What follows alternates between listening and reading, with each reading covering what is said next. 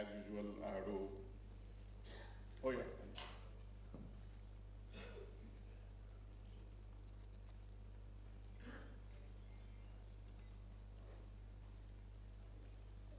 So I'll start with a brief introduction of CTBUH India, which I have been doing for last almost 9 years. This is the ninth year of CTBUH India, and I have to do this every time. Although some of you might have heard me so many times saying the same things again and again, but those people should understand that there are always some new faces in the crowd who are new to CTBUH India events, and they should know what we are all about. And this time I'll be brief.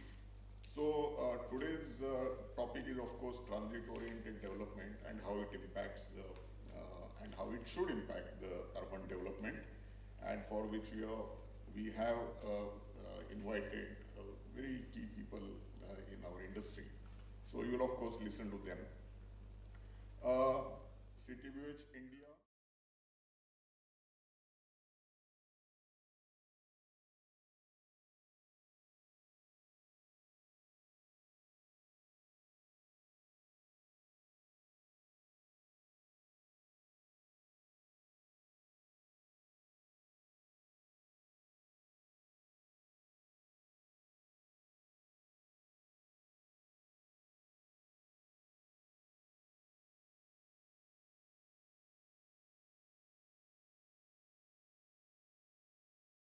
Tall buildings are associated with urban habitats and they cannot be separated. So we focus on both the aspects of development and we try to introduce these topics now and then. So our main task is hold such events, then promote some research and development, encourage even students to do something, do some research or some projects, encourage them to engage in competitions held by CTBUH International, and gather together many times a year to discuss such important aspects that affect our lives. So the list, this is our core group, executive committee. We are all a group of professionals who run our own businesses, our organizations, and yet voluntarily run this organization so that we can engage with people like you on and off. There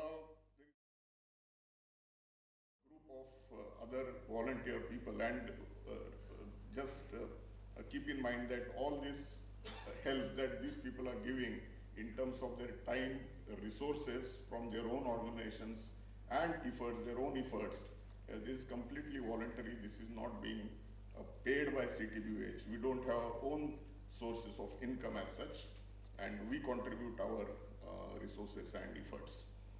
And there is all this group, all these people keep helping us. 9 years we have been doing this, and so far we have tackled many topics related to tall buildings. We started with in 2015, and right from the first year we have been very active. Almost every 45 days we have one event or the other related to tall buildings, and all these aspects you can see, wind forces or development related, high density urbanism. I mean, even psychology of people living in tall buildings has been touched by us. So there is no topic. This is not only engineering or architectural themes that we touch upon, it's every aspect that concerns tall buildings, we look into it. So also 2018 to 2023 years, we have concise. My presentation has been made smaller this time, but I will not go into the entire list. But we keep doing this. Even in the years of COVID, we were online, and we had very popular series of legends where we invited the real legends of the industry and had a very interesting talk. We had an audience of more than 1,000 for some of these events online.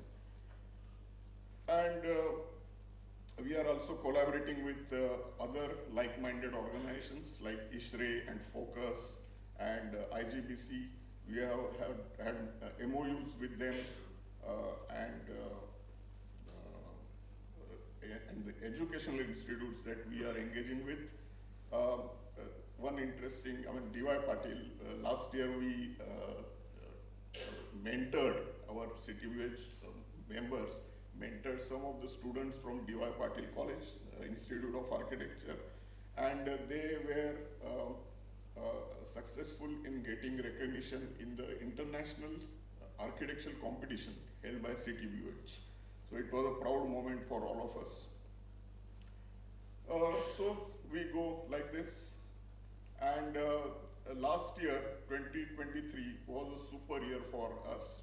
Right from the walk, you can see the participants in the walk that we hold every year with a particular theme. This year, the theme is transit-oriented development, and it's going to be on 3rd of February. If anyone wants to join, please join. Today we are discussing transit-oriented development, and 3rd February we will be actually walking from one point to the other in a tunnel of metro stations. So that will be quite interesting. That will be of course announced, and you will be invited. Last year was super, and we are now in 2024. This is the first event of this year, and this is transit-oriented development. Second, I told you, February 3 will be walk, and so on. Whole year we have planned almost 15 events, and we are going to venture in Delhi this time, outside Mumbai, and trying our metal there. So that's about it, about CTBUH. I'll just finish the... And of course, don't forget, you please go to our CTBUH portal, look out for our international conferences, Asia conferences, very interesting. And if you can attend, it will be great. Some of the people out here, they have already attended these international seminars, and they were rewarded like anything. So please look out on our portal about our events, and that's it. What else? These are the programs we have planned in this coming year. So fine, I will not take much time today. This was the latest, right? Today. Yeah. No, this was. This is today what we completed. Yeah, that's it. And there is one planned on 24th January in Hyderabad in collaboration with IIT Hyderabad, and Amitabh will be leading that event in Hyderabad. So you are also welcome to participate as curators of any programs. If you have any topic in your mind, please approach us. We'll try to organize that event, and that will be a great help to this organization.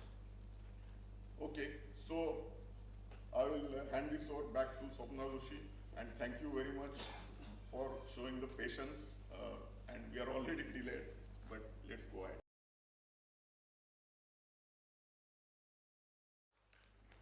Thank you, sir, for the wonderful introduction.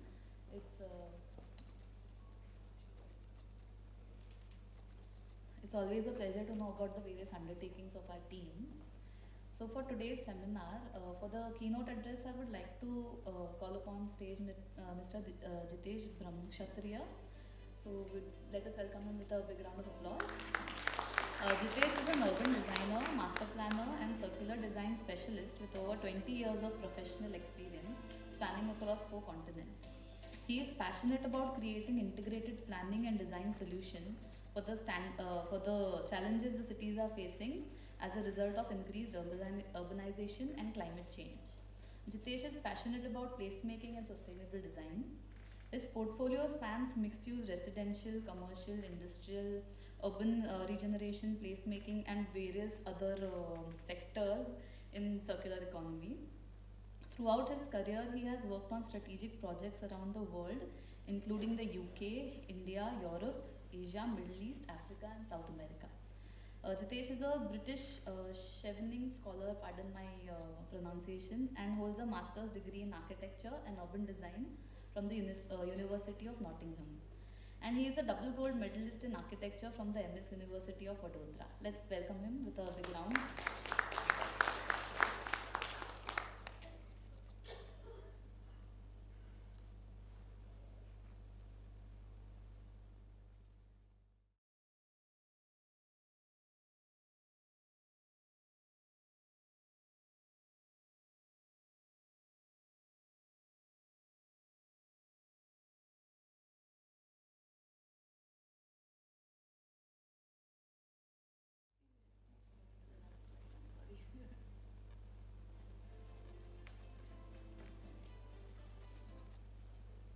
All right, thank you. It was a very long introduction.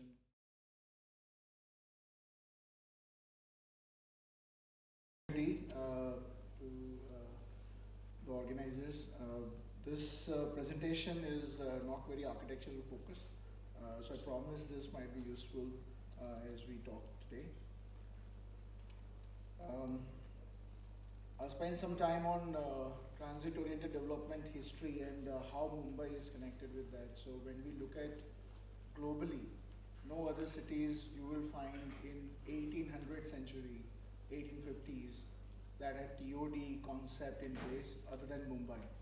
Not even London had that kind of infrastructure that Mumbai established back in 1850s, connecting all.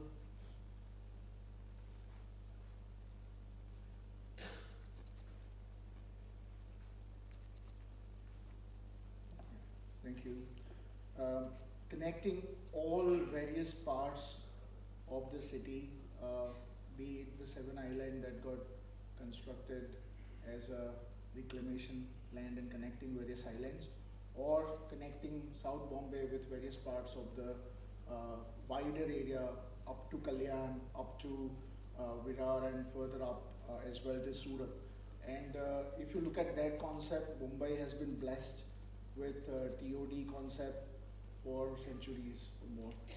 And what happened in between, we don't know, but now it is picking up the pace and newer infrastructure is getting in place. So it's just a summary that when we look at the TODs around the world, what mattered most is the last mile connectivity. What matters most is how comfortable you are making the commuter feel. You know, if you are doing a TOD with fantastic number of FSIs, without infrastructure, without last mile connectivity, then is it all worth it, right? You can end up in too many tall buildings, but is that the answer, right? And that's where I think Mumbai got it right back then, and I think it will be the time now to see how it gets corrected over a period of time when we go forward. So infrastructure-wise, when we look at Mumbai, I think nowhere in the world such networks are getting constructed, which are getting constructed now in Mumbai and the surrounding region. About over 200 kilometers of metro rail network is being under construction or getting constructed or already completed, which is a massive, if you consider 5-kilometer radius for any city, you know, 200 kilometers is like you're covering a mega opportunity, and that is the scale of opportunity in front of us to make it right when we go forward as TOD. While of course TOD has a lot of elements like our body, the spine is the network that creates the connectivity. But just before this seminar we were talking and sir mentioned that also, that you know, if you provide station, if you provide facilities, if you provide schools and other infrastructure, then people will go and stay far as possible. And that is something that we would like to see as we go forward as a city. I'm sure people are covering other parts of the policies and as we go forward in this dialogue today. This is just to show the scale of opportunity. You can see how wide, how far it is going, right? And it's just unbelievable scale. And number of developments are happening around. Now, when we talk about number of developments are happening around, let me tell you, and I'm I'm taking that liberty, but we have highest number of tall buildings getting constructed in India, but not a single building that we have in India that you can put on global map like Burj Khalifa or Burj Al Arab or let's say Petronas Tower, you know. So that's the miss opportunity that we have to play as architects, to come up with some new ideas, some great concepts that make world feel that okay, India is building tall buildings not just for utility, of course we need that, but also we are adapting the challenge to do something quite unique as a country, as a city also. Again, all the network I have covered in this presentation to just show you entire loop that is getting constructed. How much area you think it is covering? It's more than 600 square kilometer area that is getting covered through this network. 600 square kilometer. Imagine the density that it could result in. Imagine the chaos it could result in if we are not prepared well in advance with the policies, with the design ideas, with more progressive, futuristic approach towards infrastructure, resilience and design solutions. On top of that, there are roads which again, we had the discussion that transit-oriented development is not just about metro connectivity or rail connectivity, it's also about how we are bringing in new roads. And here also, there's a huge network of roads coming in, looping in the whole city. And that is again a big opportunity. So all in all, when we look at the scale of opportunity, 600 square kilometer, plus the roads that is connecting you all the way till Gujarat, all the way till Pune, we're talking about a scale of the second tier of opportunity is more than 1,000 square kilometers. And imagine if it is not dealt with properly as TOD policy or TOD framework, what it could result in future if sustainability policies are not put in place, if the right kind of mixed policies are not put in place, then what chaos it could create. While it's an opportunity right now, maybe 50 years later, we might be talking what a chaos we have got into, right? So that is where I think the opportunity exists, and probably the time to come together, right time to come together and build a more strong future around that. I'll just skip some of the slides because we're already delayed. But I'll come to the opportunities when we talk about the opportunities. The demand and supply is always catching up in this part of the world. We were talking before also that, you know, by the time we think of infrastructure, the buildings are already there because there's a lot of demand. How we mitigate that is also very important as we go forward. And look at the hubs, 15-minute city concept. I'm sure a lot of urban planners in this room, architects in the room, and this 15-minute city concept is being talked about across the globe. 15-minute city concept will work if each node has what to offer, plus connectivity across the city.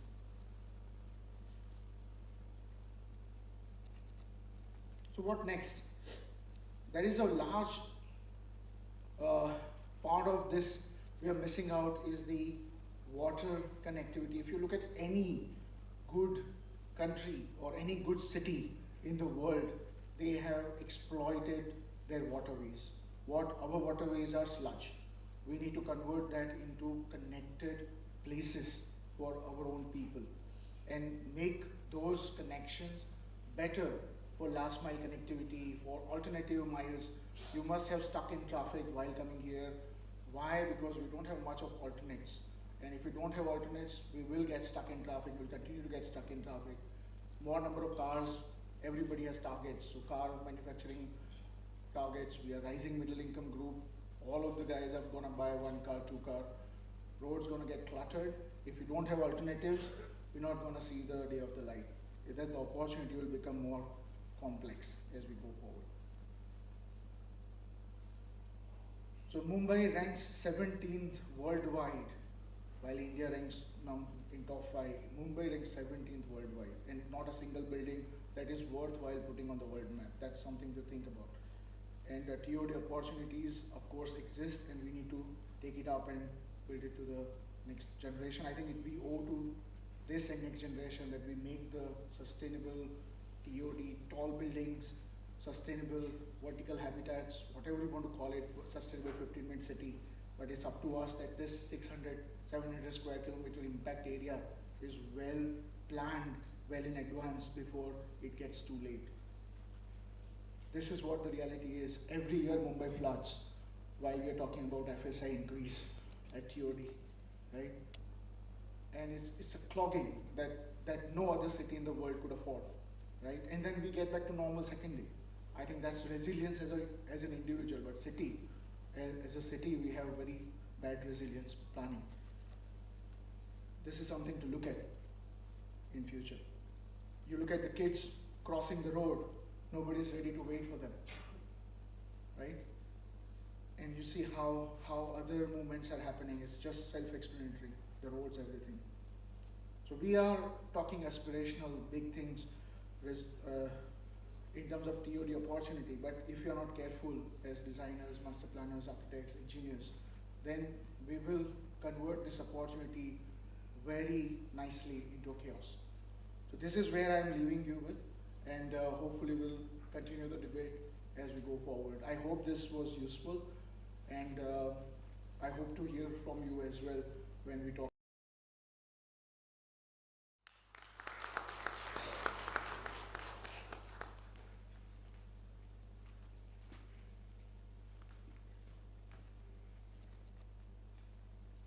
Thank you, sir, for the insightful presentation. We'll probably talk about it during our discussion further.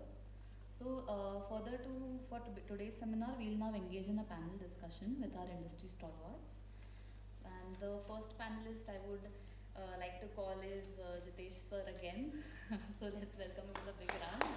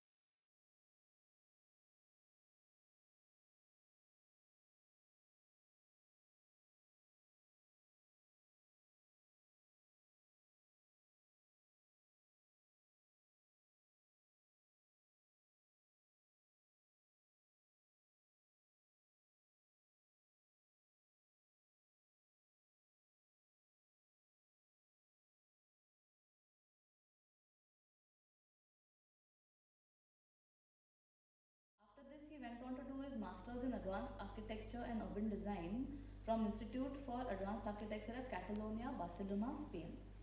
During the program, he worked on the master plan of Rio de Janeiro in Brazil. Post his Masters, he came back to join AHC and went on to work on Pune Metro project, followed by works on 19 railway stations across India with IRSDC, which earned him the tag of the youngest associate at AHC.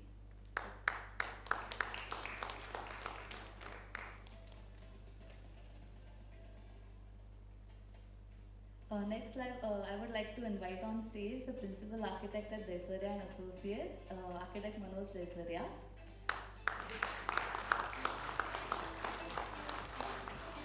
Manoj sir has been a practicing architect for the last 40 years with prominent names of the real estate fraternity. He is a renowned licensing architect of Mumbai with over 1,000 projects under his name and has given consultancy for multiple high-rise projects, townships, malls, schools and commercial complexes.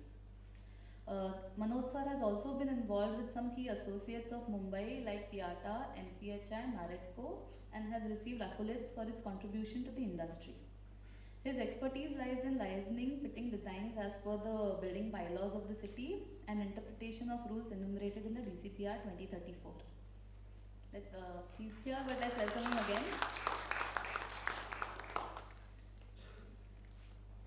Our next panelist for today is the director at Space Age Consultants, Shashikant Jadhav sir.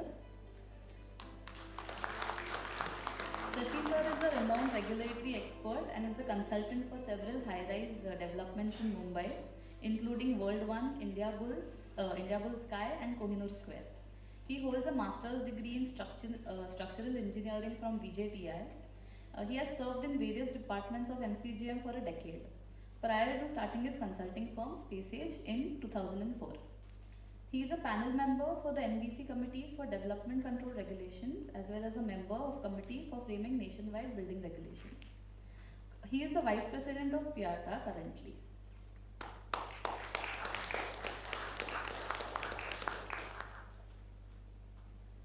Next, I would like to invite on stage Mr. Avinash Shabde.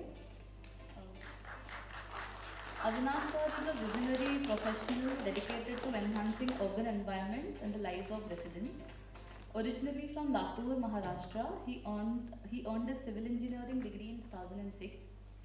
His passion for driving impactful change led him to pursue an MTech degree from IIT Bombay in 2009 in transport engineering and planning. Avinash joined CITCO, the City and Industrial Development Corporation of Maharashtra, over a decade ago, where he played a pivotal role in revolutionizing transportation infrastructure. His expertise has greatly contributed to projects like smart cities and transit-oriented railway stations. Recently, he received recognition from the Minister of Road Transport and Highways for his indispensable role in improving road connectivity in Navi Mumbai. His commitment to sustainability is evident through his daily bicycle commute to office, promoting eco-friendly transportation. He envisions cities that prioritize people over vehicles. Beyond engineering, Avinash is also a yoga teacher and likes spreading mindfulness and well-being. His dedication extends far beyond his professional pursuits, reflecting on holistic commitment to betterment of the society.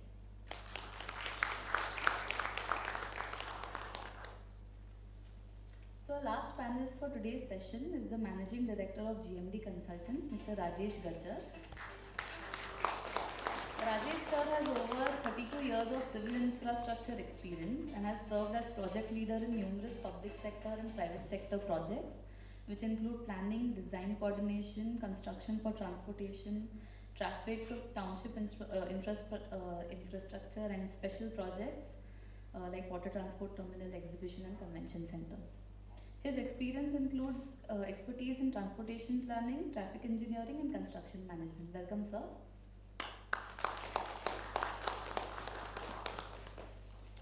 So considering that we have a very impressive lineup on stage, we are also going to be having very impressive moderators for our today's evening session. I would invite Mr. Sunil Godbole and Mr. Pushamitra on stage for our moderation for today.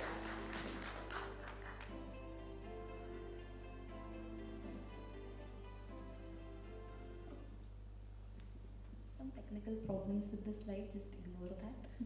So Sunil sir is a director and regional head at CBRE, who heads project management of development projects in Mumbai region. He has over 30 years of professional experience with a special focus on strategic planning, design, project management, business development.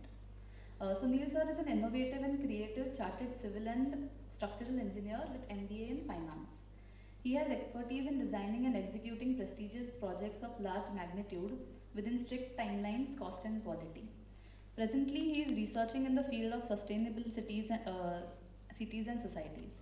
As a part of his work, he is also pursuing his PhD studies in the field of sustainable tall buildings in Mumbai. Sunil is also a level 2 life coach. And Pushamitra sir is a senior associate architect at AHC and has been practicing for the last 24 years. He graduated from Nagpur University in 1998 and was fortunate to work in many streams of architecture like master planning, residential, commercial, IT parks and hospitality. His work experience ranges from super tall buildings to low-rise developments, luxurious to mid-segment to affordable projects. He had the opportunity to work in hilly terrain with Sahara, Ambi Valley and Lavasa, and also on the Imperial Mumbai, which is India's tallest super luxury residential project. He also worked on the 42 in Kolkata, which now stands as the tallest building.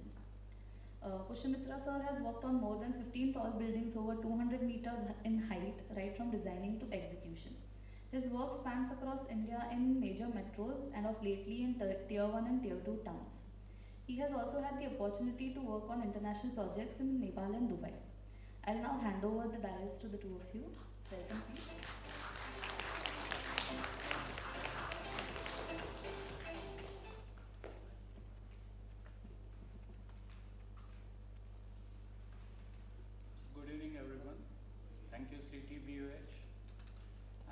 thank you, Jitesh, for setting the tone through your keynote address. So today evening, and as Girish was saying, that we approached him that let us have this particular topic of transit-oriented development for Mumbai city, and very graciously he accepted our request. And today here we are going to talk about the TOD in Mumbai and the adjoining cities. So let me go back a little bit. I mean, this is a little bit of different aspect. When we talk about the investment in infrastructure, and both of you are the transportation experts, the investment in infrastructure and productive capacity has a multiplier impact when we talk about the growth and employment of any city or any country for that matter. So in the urban context, when we go back to 1st of February 2023, the Union Finance and Corporate Affairs Minister, Mrs. Srimati Nirmala Sitharaman, was quite vocal on 1st of February 2023 when she presented the Union budget for the financial year 2023 and 24. To ramp up the force or to ramp up the activities in terms of economy, a whooping 10 lakh crores was announced for the infrastructure spending, and as compared to 2022-23, when you compare, it was 7.28 lakh crores was announced in 2020-23. So that actually signifies the importance of economic activity which the infrastructure can bring in. So our neighbors have already done that in the past. We are a little bit more watchful. We don't want to enter into the place where our neighbors have already entered, and we will do it very thoughtfully, and that is why these experts are sitting over here today. And this infrastructure investment, when we talk about the Government of India's policy, it perfectly fits into 4 I's. Number 1 is infrastructure, second one is investment, third one is innovation, the fourth one is inclusion. So first 2 aspects she has touched very nicely, and we would like to thank her. Because of her, probably we are going to enter into next 5 years where our future will be really great. So during his keynote address, Jitesh has explained the nature and importance of future transportation network that we are going to witness over the next 5 years as far as Mumbai is concerned. Now let's come to Mumbai. On 12th of January, we are seeing 2 very, very important events. First is Atal Bihari Vajpayee Trans-Harbour Link was inaugurated by our Prime Minister, and at the same time, the Seawoods Uran, that is Central Railway's 4th initiative, came into existence. So 12th of January has seen 2 important events in this particular city, where the Atal Bihari Vajpayee Trans-Harbour Link was opened, as well as Seawoods to Uran Central Railway has already started operating. As we move forward in the month of March, we'll be seeing that the Metro Line 3 from RA to BKC will be opened. And in the month of July, we are expecting that Kulaba to BKC line will be also opened in the month of July 2024.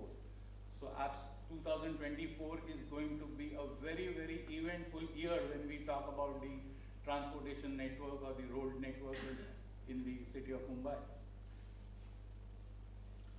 Keeping in view all these developments which are happening in and around Mumbai, whatever we see, probably whatever she had committed in 2021, 22, 23, we are able to see that now. And whatever she has committed in 23, 24, in 25, 26, we'll definitely see that completion of coastal road and everything. So very shortly, coastal road will also be opened. So on these lines, I want to start this panel discussion with these 2 transportation experts, and thankfully these 2 wheels are on 2 sides of our car. So one is sitting on that side and the other one is sitting over here. So my first question is, whenever we talk about such type of TOD developments, at the conceptual level, whenever a town planner or the expert like you in the transportation area, when he approaches or conceptualizes the transportation network, what are the key points, first of all, you consider while approaching that? And we would like to know from you that as far as Mumbai is concerned, whatever TOD which he has explained, what networks which we are going to build, this is going to happen, that is going to happen, waterways are going to come in. What do you think that, you use the word chaos. So in order to avoid chaos, what kind of more efforts we need to put as a engineering fraternity or architects or town planners so that this TOD becomes a successful TOD.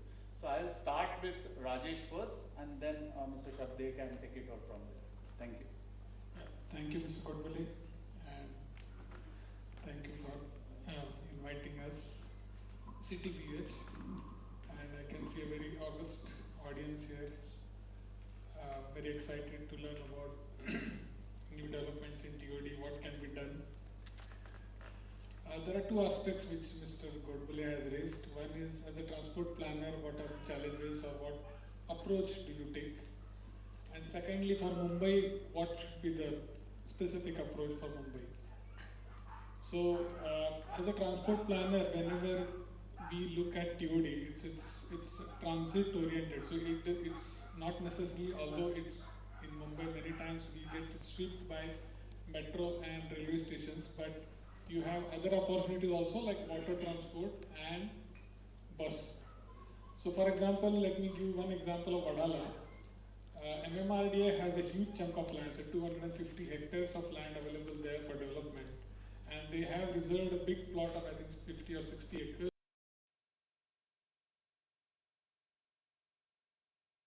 DHL connection, as well as the BKC connector, if it can be extended to Vadala, that is one of the proposals which we are suggesting.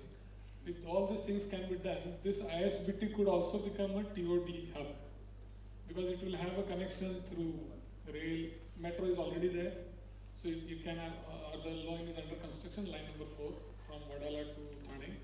So you have metro, you have rail, you have, everything is there, so it just needs to be developed as a TOD hub.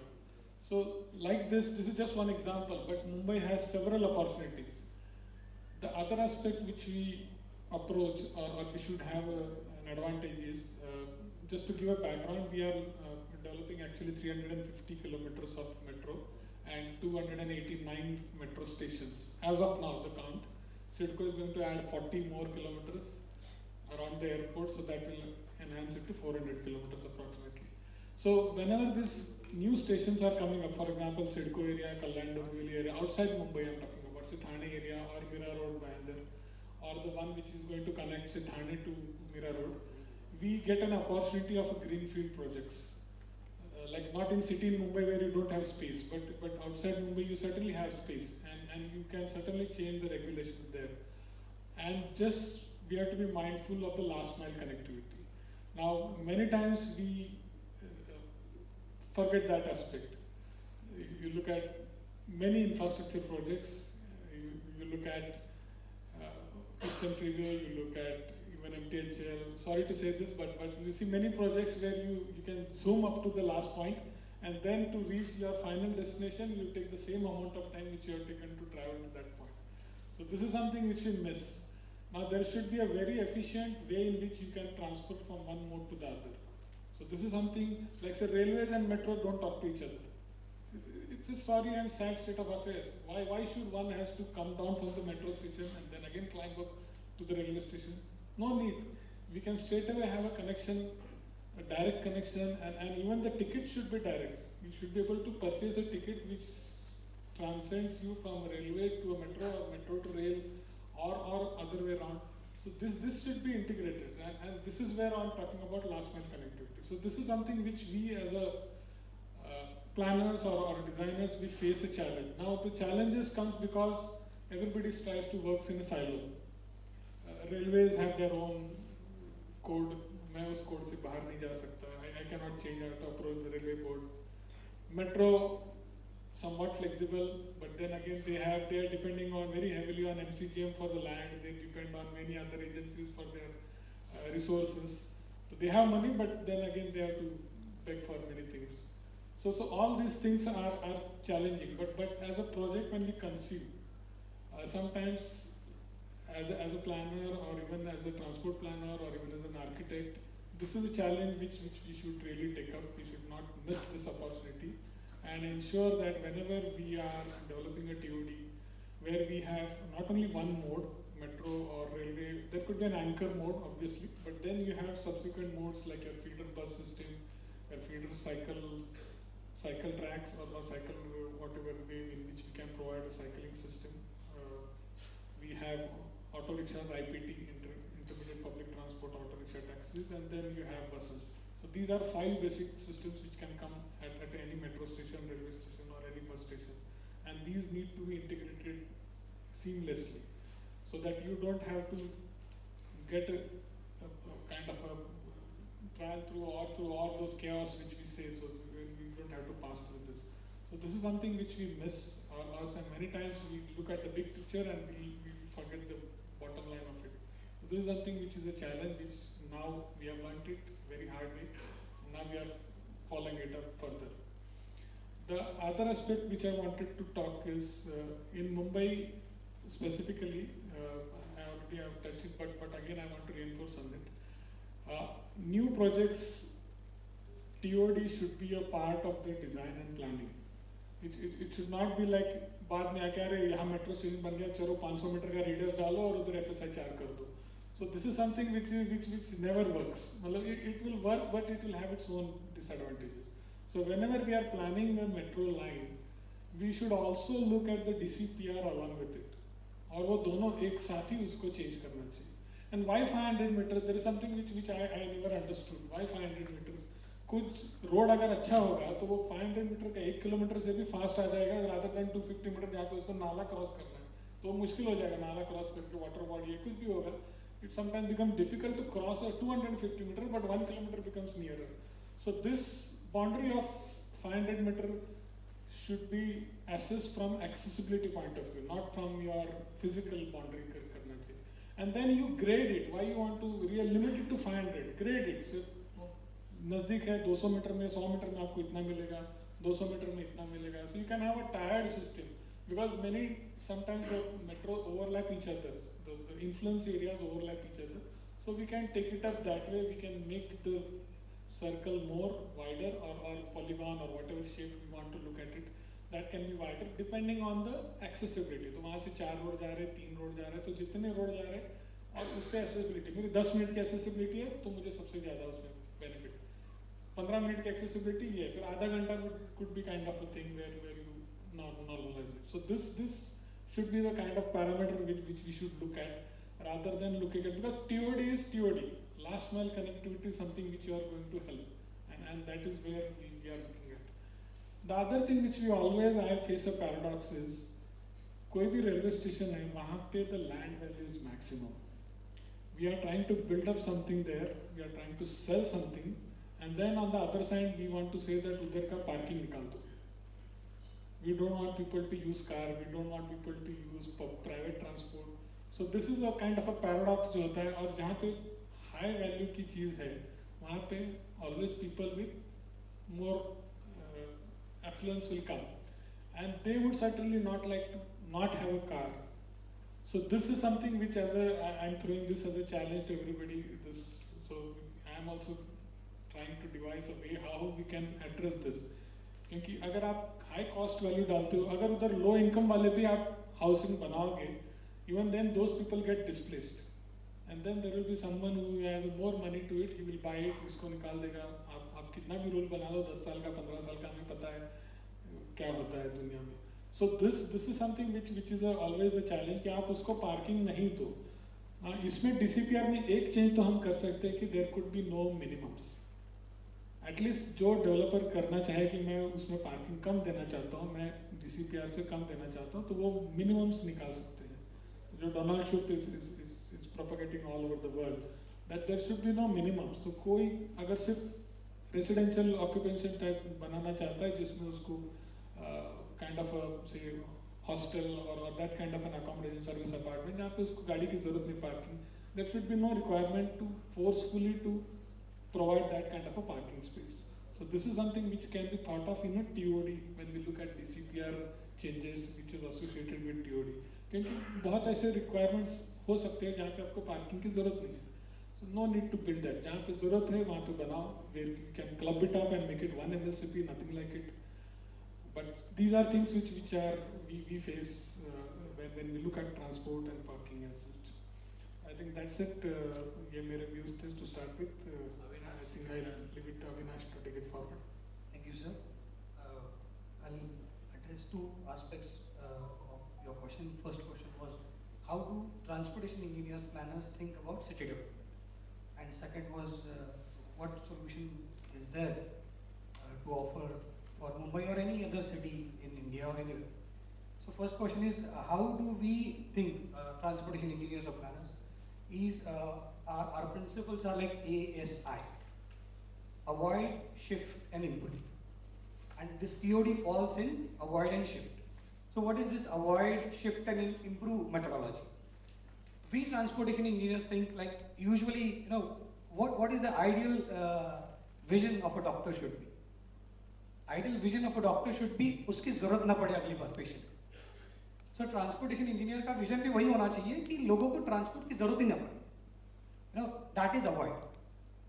Plan in a way कि transport की ज़रूरत ही ना पड़े. So a best example is Seawoods, if you know Seawoods Station. So what Seawoods Station does actually is, it avoids multiple trips. For example, let us imagine a family who lives in Seawoods or what Seawoods Station is. एक station है, station के ऊपर का area mall और office में convert किया. Use the airspace. My senior, he has already used it in Belapur as well as in Vashi. So what that does is actually imagine a family of 3 people, husband, wife and a son or a daughter. They come out of the home in the morning, they go to the station, park their car or two-wheeler or whatever they have, they go to their office space, come back in the evening. अगर दो अलग stations को compare करते हैं, suppose any station in Mumbai, say Dadar, they come back to Dadar in the evening, go to home, and then they have needs. What needs? They want to socialize, the boy wants to socialize the girl, and they have some grocery shopping. They go home and come back again, they come out of the house again for these things. That is the trip for a transportation engineer. That is the trip created. But what Seawood Station or TOD does is, it cancels that trip. Additional trip which is generated, that's a need. What that need is, like right now told you कि जैसे shopping जाना है, mall जाना है, but they have to go home and then come back. But Seawood's model जो है, जो station के ऊपर mall बन गया है, office है, so people come at different timings, get their needs, like they do the grocery shopping at the station itself because they have a mall, at a grocery shop there itself, and then they go back home. That is avoid. So a transportation engineer's or a planner's vision should be to avoid transport. जैसे one more methodology is like timings को alter करना, office timings को alter करना. It's a government policy. How do we then we make public transport so attractive that people who are using private transport are shifting to public transport? That should be our second priority. That is usually our second priority. That is more shifting from, just say, if you remember, people from Navi Mumbai used to travel by car from Belapur to BKC, and once that 123 number bus came, that AC bus which has more than 110 stops, takes 2 hours. But ultimately, it gives an air-conditioned travel from Navi Mumbai to Mumbai. That is what a car owner wants exactly to reach his office. So that started, people started shifting from the car to that bus. Abhi city flow hai, Milo hai, people are shifting. So that kind of transport, if it's available, then people will shift. And finally, improve. Improve what? Parking. So the parking availability should be made like Lexa said, make parking, give cars, like Singapore model hai, car kharidne do, istemal karne mat do. Right? That's parking, demand management. So it has to be made costly. Parking has to be made so costly कि लोग लाए ना अपने car. So this ASI methodology is what an ideal transportation engineer, planner or city planner should be on. So by default, TOD is the solution to this A and S. That is avoid and shift. Right? This is how a transportation engineer thinks about or a principle of a planner is that. And the second is what to do about a solution. अब इसको करें कैसे? you'll find very rare breed of us anywhere in the country. I think MMRD and CIDCO are the only organization who are offering jobs to transportation engineers as transportation engineers. So we are not there at all in this country. So if you see, अगर आप हमको ढूंढने जाओगे, हम नहीं मिलेंगे कहीं. We are endangered species. So why the problem actually starts from the top. Sir ने जैसे कहा कि we have a 10 lakh crore budget, तो किसके लिए है? रेलवेज एंड रोड्स के लिए. और हमारे यहाँ पे मिनिस्ट्री कौन सी है? ट्रांसपोर्ट मिनिस्ट्री मतलब हाईवेज मिनिस्ट्री. अर्बन ट्रांसपोर्ट का कुछ है ही. We don't have DOT here. So there is no ministry at all. When there is no ministry, who will come to that gazette? There is no ministry, no secretary, no department. So in smart city also we were talking about traffic. The fourth pillar I think was traffic. Everybody is talking about traffic problems. But where is the solution provider? The solution provider is there in the private industry. But there is nobody to listen or ask the right question in the government industry. We are not there only. A civil engineer is addressing all your solutions.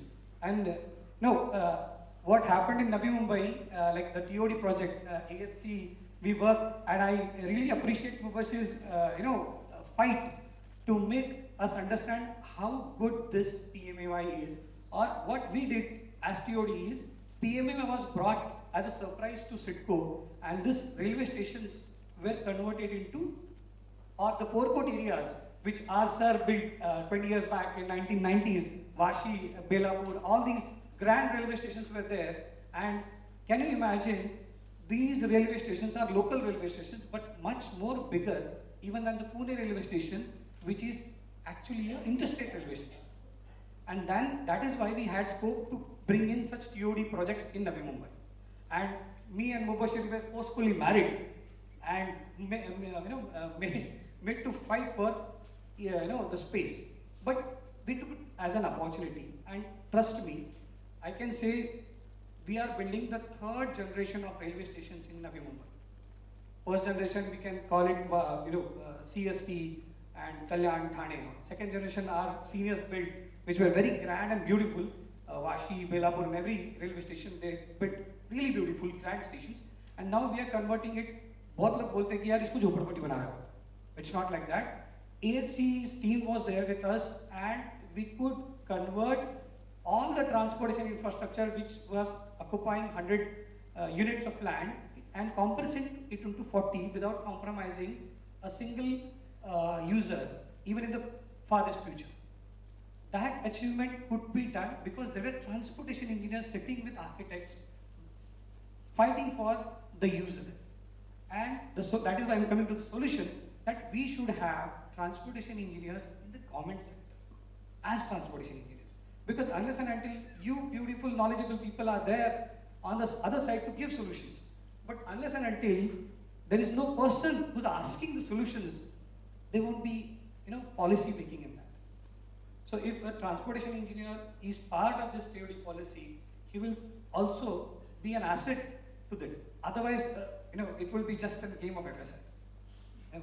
Like sir said, there will be tall buildings, transit-oriented development, तो transit रह जाता है, सिर्फ development हो जाता है. And my submission in a single line would be every municipal corporation should have a transportation department and well equipped with an MTech or a PhD in transportation.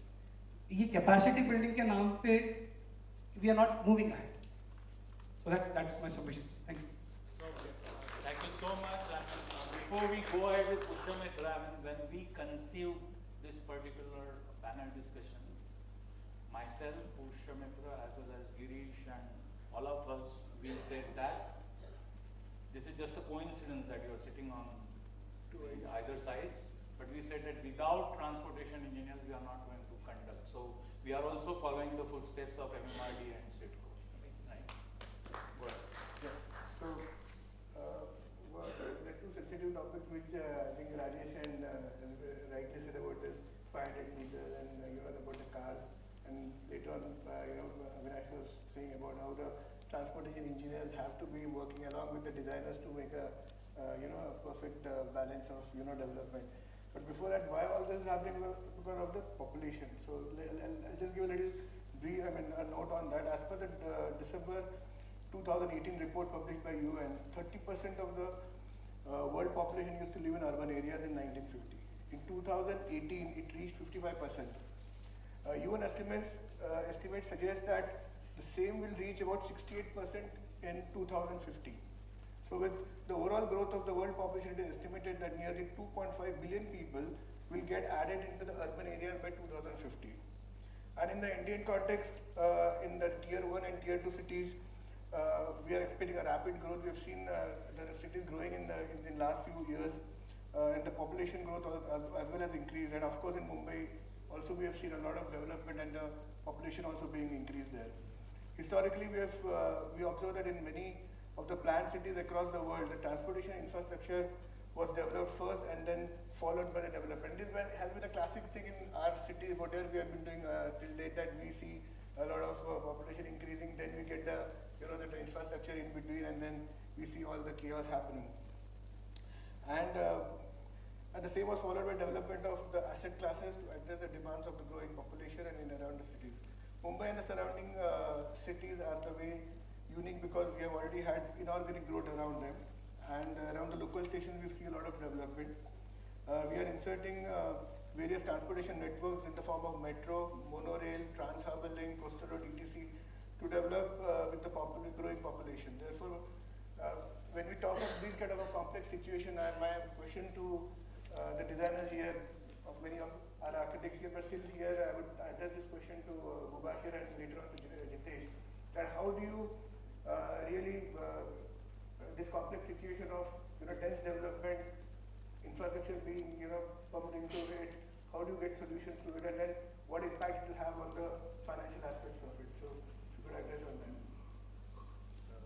Thank you. In a way, it's a challenging question to answer.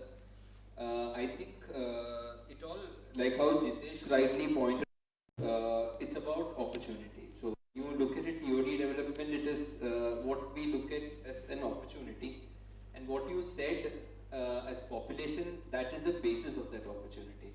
So which India has in abundance, like we have 17% of the world's population, only 2.5% of the world's land area. So how we look at land is a very crucial component, and I think this is something which TOD brings onto the table, that for once now we can stop looking at land use plans as a 2D entity. So ever since a general plan or a map was made, we've always been looking at maps in a two-dimensional way. We've started visualizing them three-dimensionally, but why not land use? So for once, we can look as TOD being the first step at having multiple land uses within the same framework. Whatever Avinash also said adds to the same thing. So it's about utilizing the airspace. But as planners, as policy makers, we've got two of the most finest in Bombay here on the dais.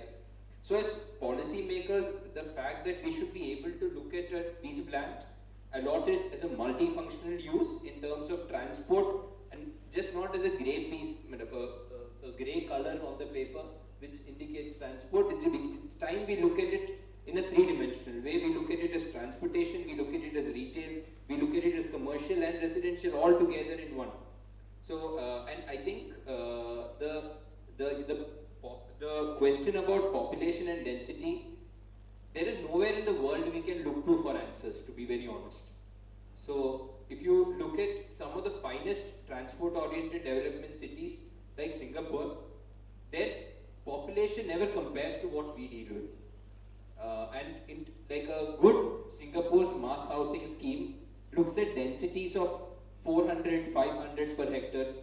In India, if you don't have 600 per hectare, it does not qualify as redevelopment.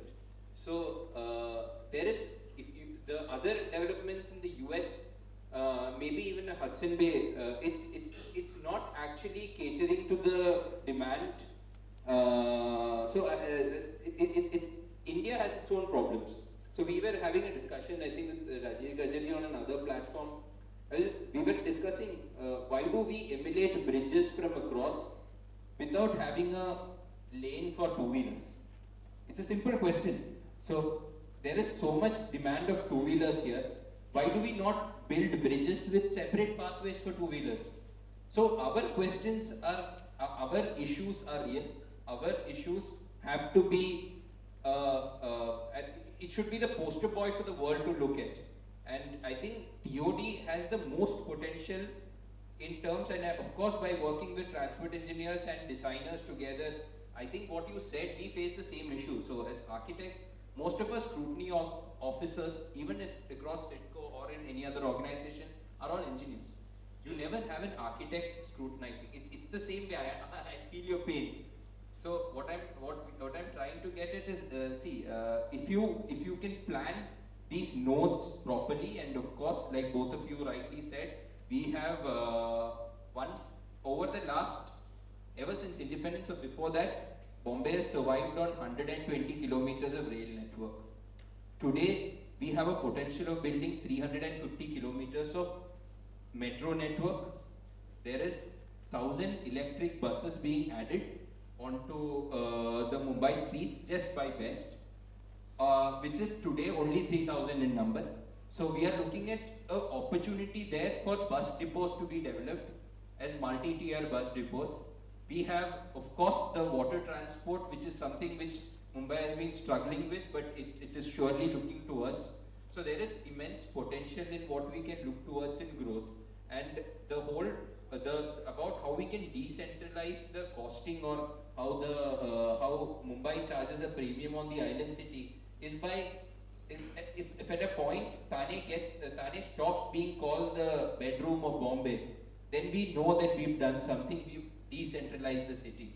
So I think that is the next step, and the only way home in South Bombay can be affordable for somebody who works in South Bombay at a salary of 30,000 per month is by decentralizing and by bringing in a effective, well-managed, like how you said, well-managed transport network which integrates with the land use, with residential, with commercial, and with everything else that goes along with it. What you're saying is that we decentralize, we take people out of the city center and move them out of this. But that's not a solution that we have already seen earlier in CTBUH and earlier New Bombay development. But that didn't. So when we were asking, like we were seeing typically in a Mumbai city where the population density is around the railway station. So when we want to really decentralize or we want to decongest them, what kind of solution would you really think is what I would really ask, No, what I'm getting is, I stay in BKC.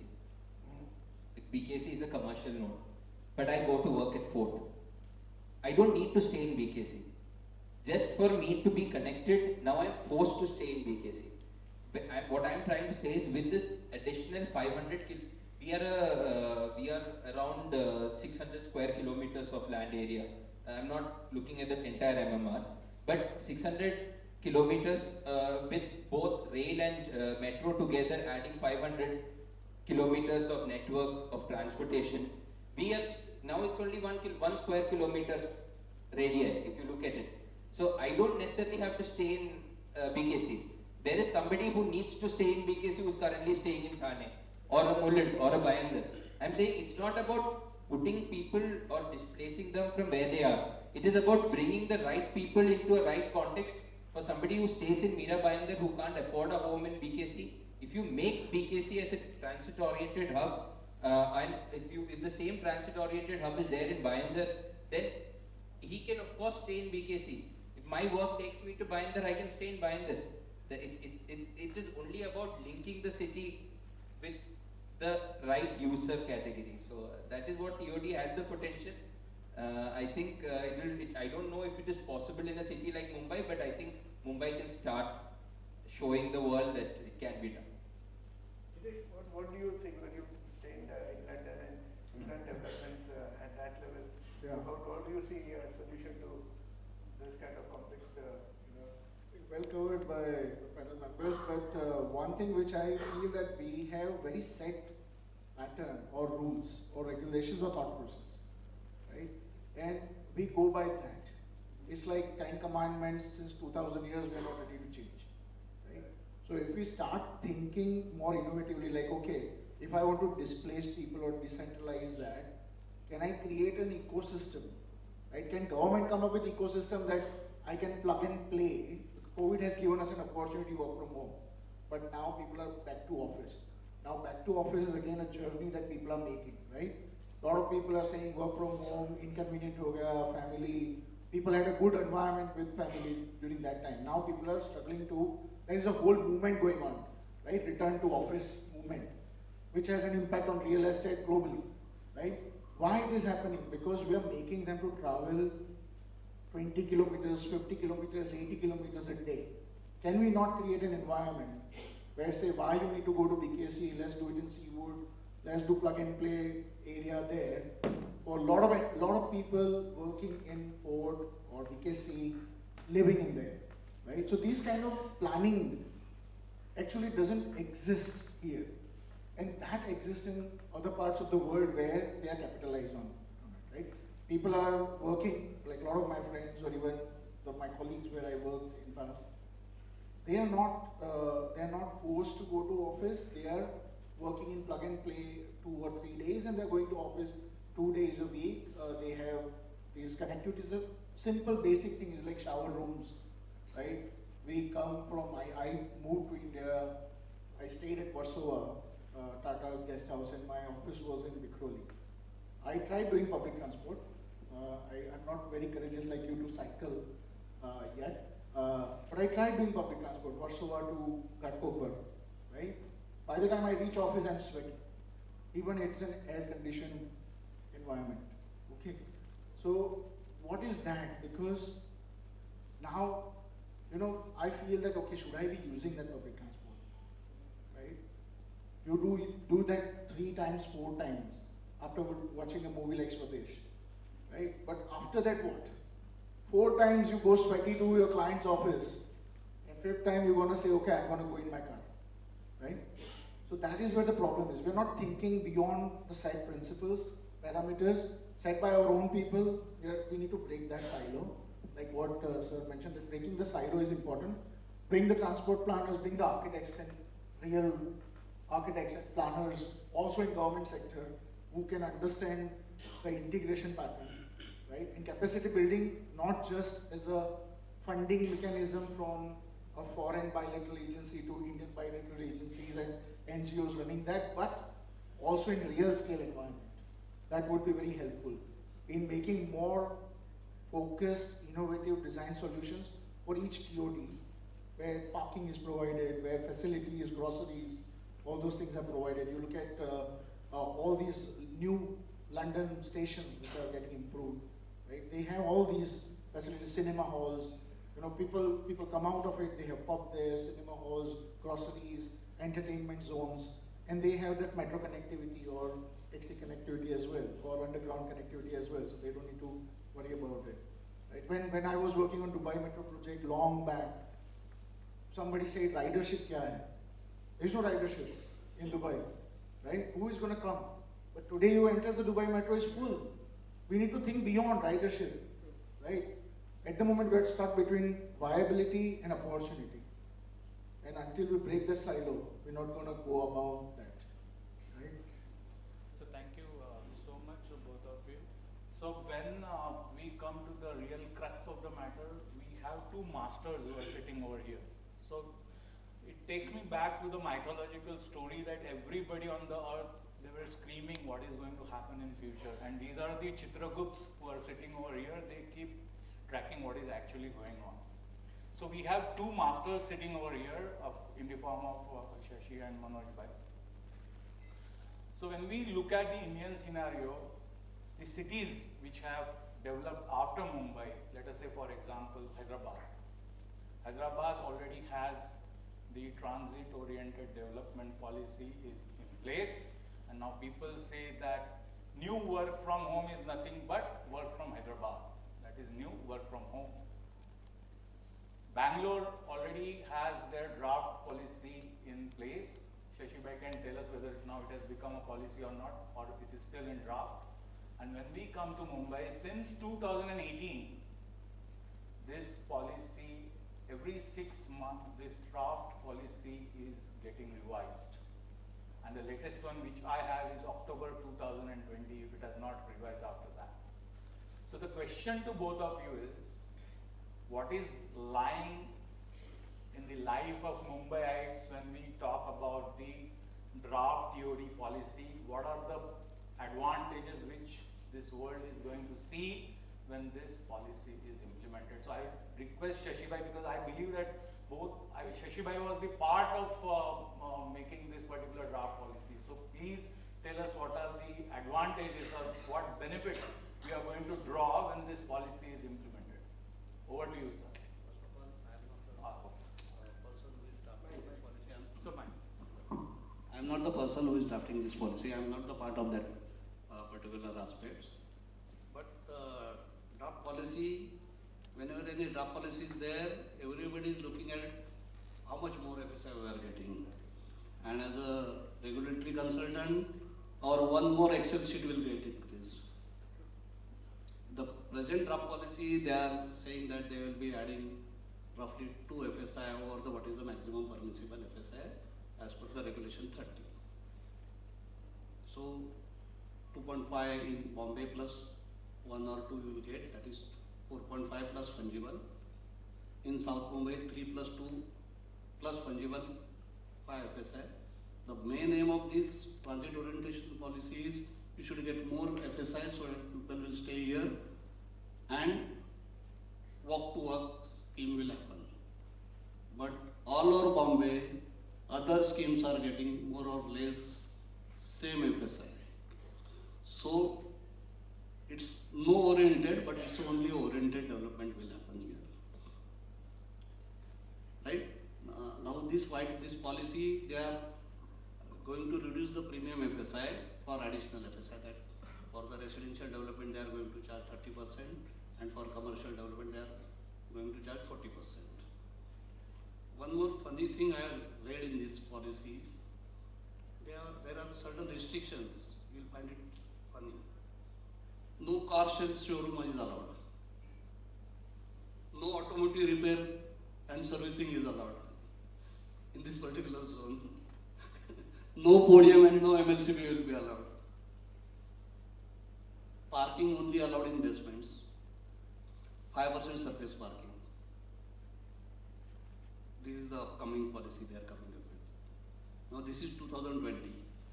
In the meantime, UDPCR has come. In that UDPCR, partly it is converted. There, they have changed the rate of premium from 30 to 35%. Then they have not restricted any showrooms there. They are not restricted podium. They are not restricted MLCP. So there is no proper implementation while it is converting in the regulation. And what I feel is, if you want to have a transit-oriented development, you should reduce the residential flat cost to almost anybody can buy, and put one condition: if anybody is having car, you will not be allowed to stay in that building. That's all. I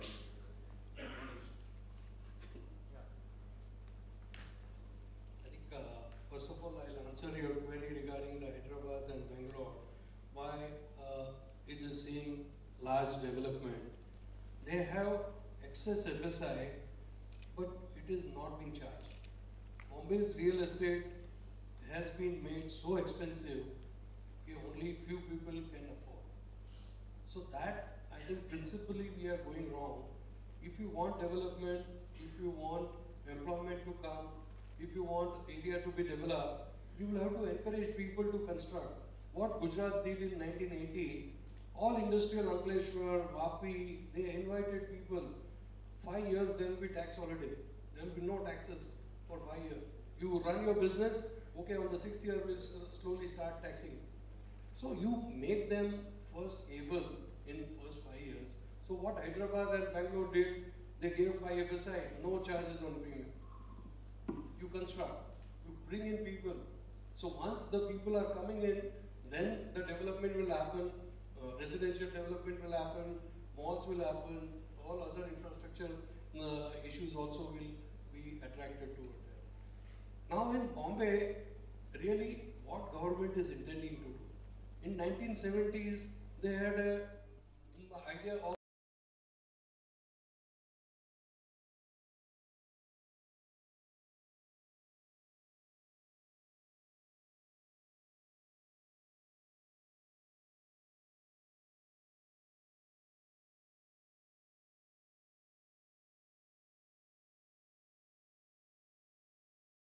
there is a growth in that region. So mass transport, I think, is the requirement of any city development.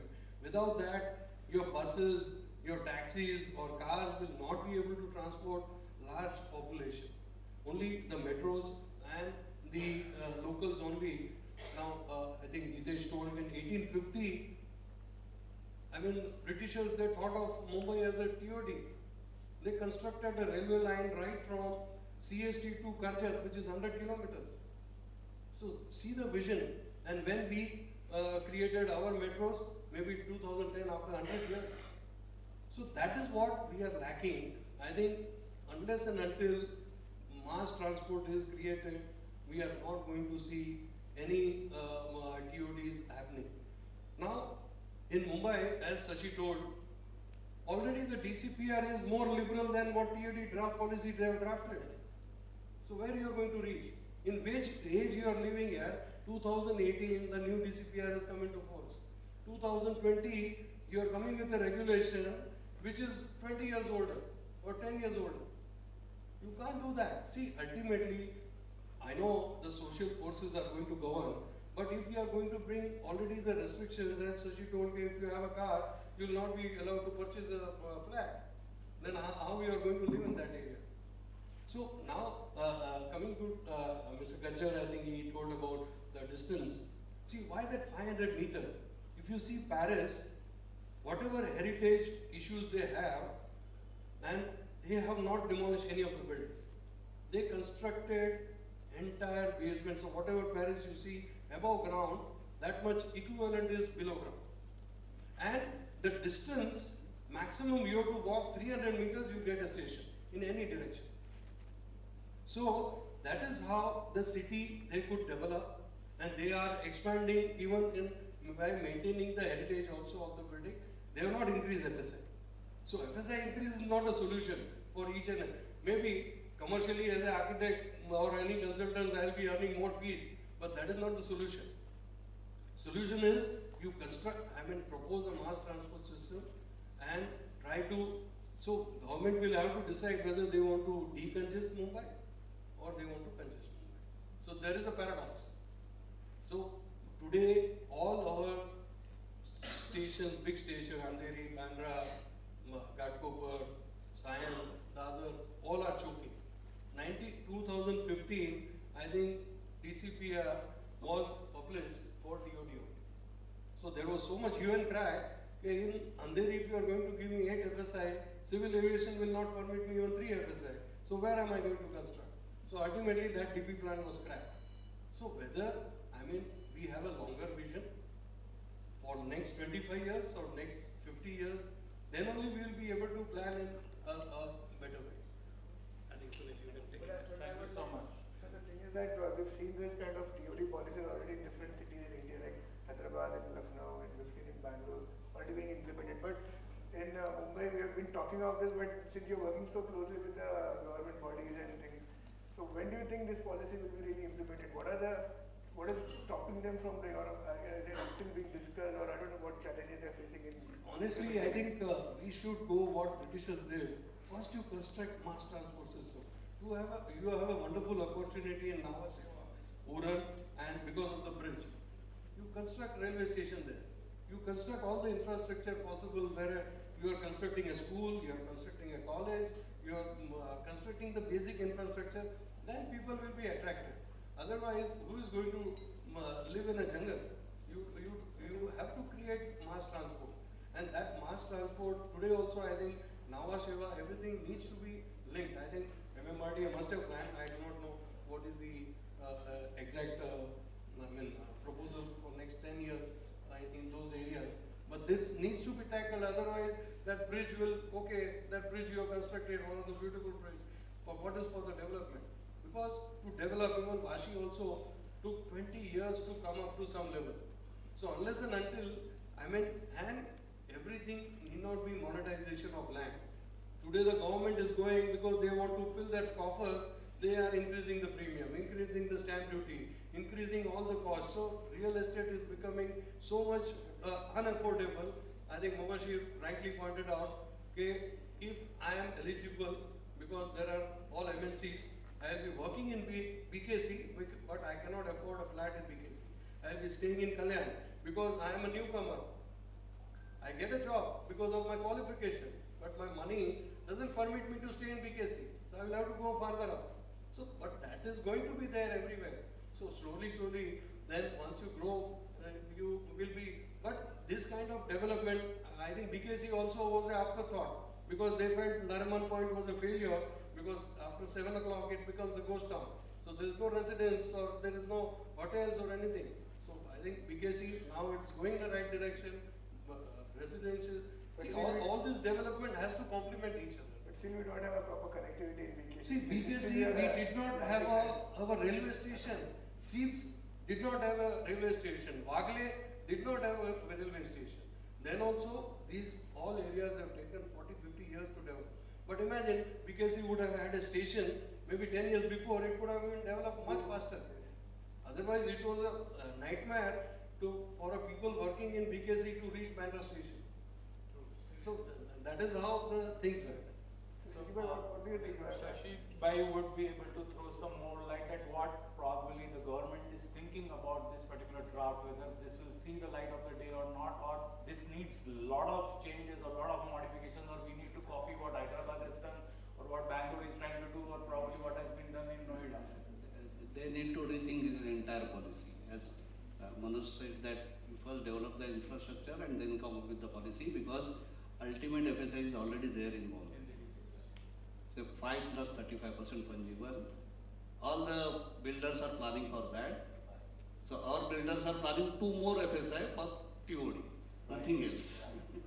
So sir, it's good that you have taken the name of developers who are actually going to create these mega structures in future on this transportation hubs or the nodes, and you deal with them day in and day out. Let it be the topmost developer of the city, there is no point in taking anybody's name, or let it be the smallest one.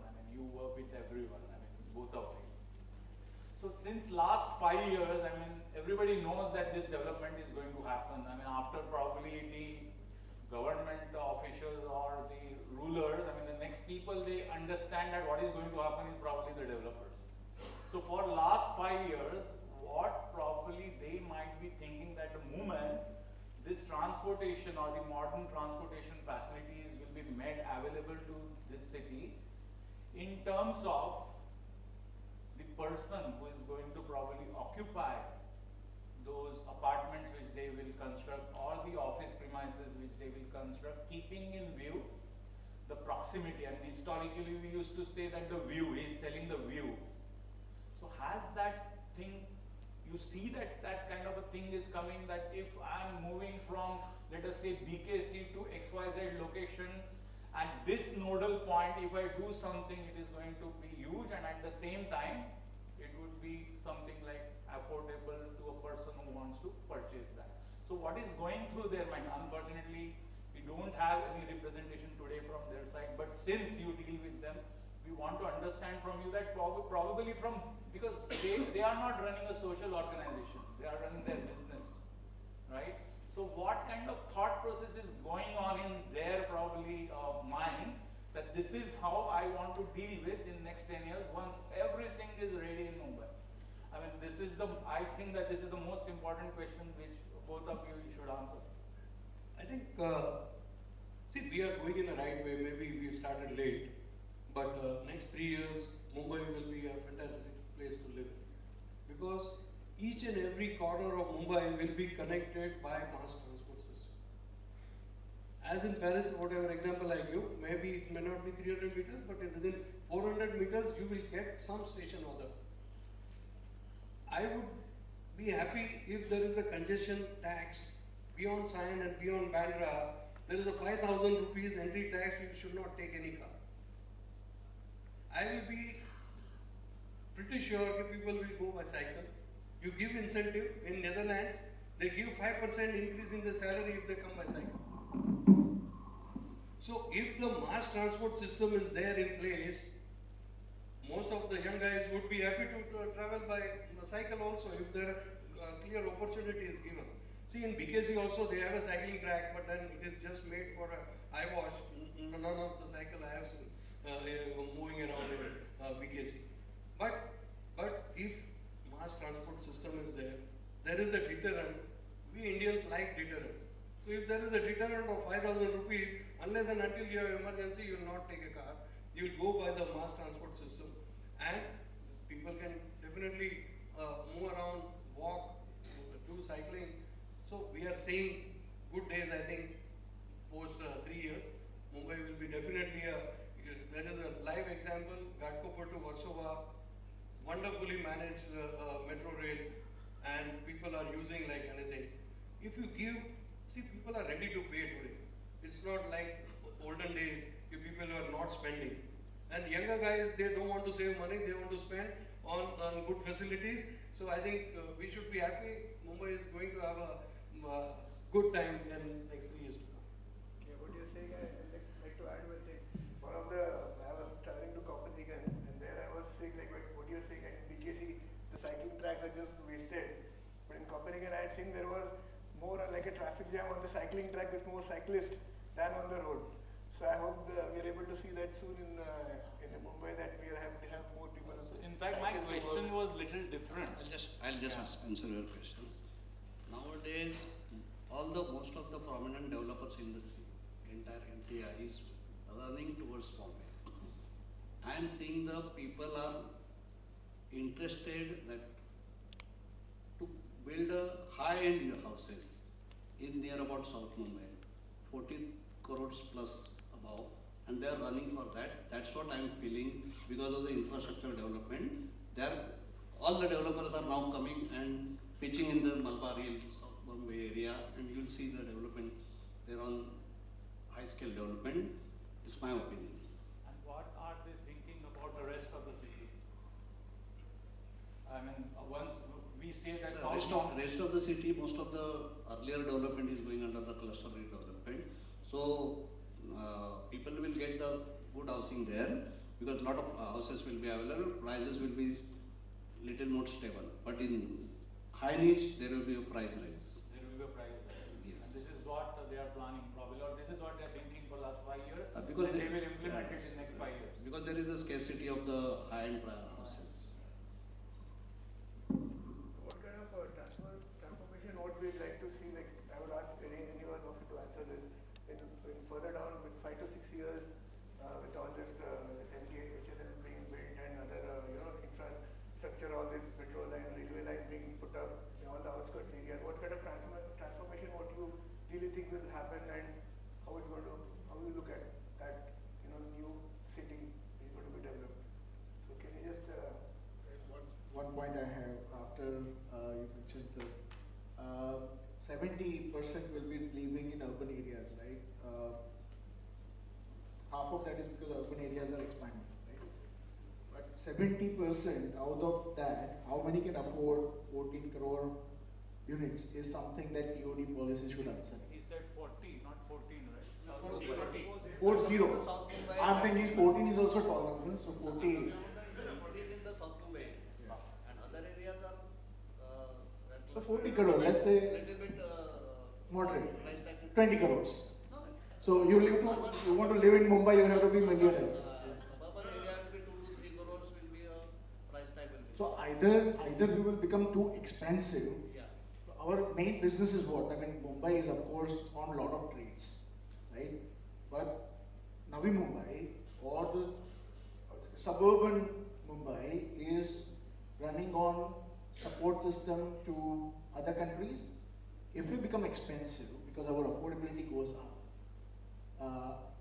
if we become inaccessible and all those things, we will become sort of overly expensive for those BPOs and KPOs, and it will bring the employment issue in the city, and it will also create affordability issue in the city.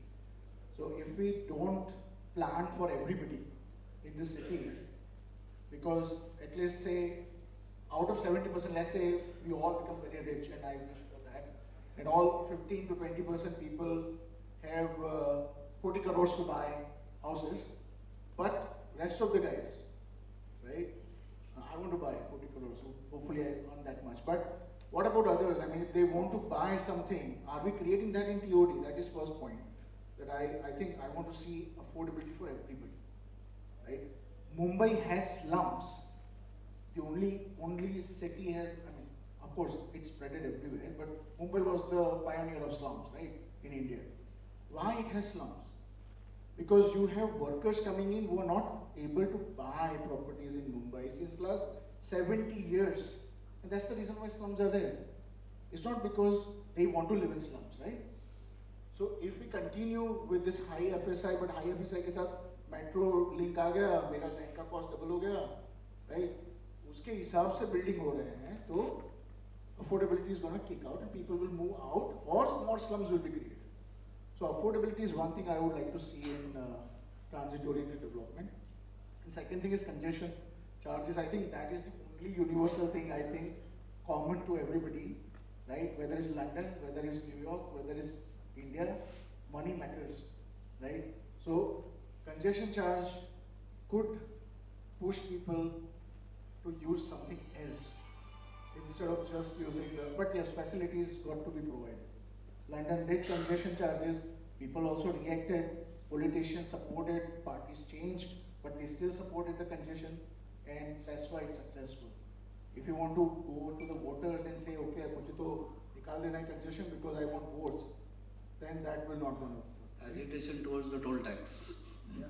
So thanks for your views, what kind of transformation you want to see, and this is a general question to everyone, and I would like this question to be answered by our fellow architect to start with, and then we'll spread in two directions after that. That what kind of transportation or the transformation you want to see because of this modern transportation networks which are building around the city or in the city?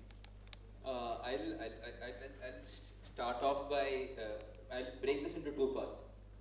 The first part would be that it is sad to see, and it's a little disheartening. So the tallest habitable building today in Mumbai was built, I think 15 years ago, and we have the gentleman who is part of the team. And that building is 15 kilometers on stone throw distance away from the airport. Burj Khalifa is 7 kilometers away from the airport, and it is 3 to 3.5 times taller than the Imperial Towers. So I think it's not that our pilots are less skilled. It's just a mindset. So I think there is I'm not exactly sure, but I think there is already a talk regarding shifting the radar further outward. So I think that would help. And I think the major transformation that we will start seeing is on the affordable sector along Andheri, Kurla, Versova, all that nodes which are transport flushed, if you ask me, but at the same time are limited by height, even to an extent Chembur. So all these places have they're flush to transportation, and I think this change is something which we as Mumbaikars will be, of course, looking forward to, and I think this is another place where transport development can flourish. This is one part of the question, and then the second part I'd like to say is, like, when I think you're just saying the stations being choking as we stand right now.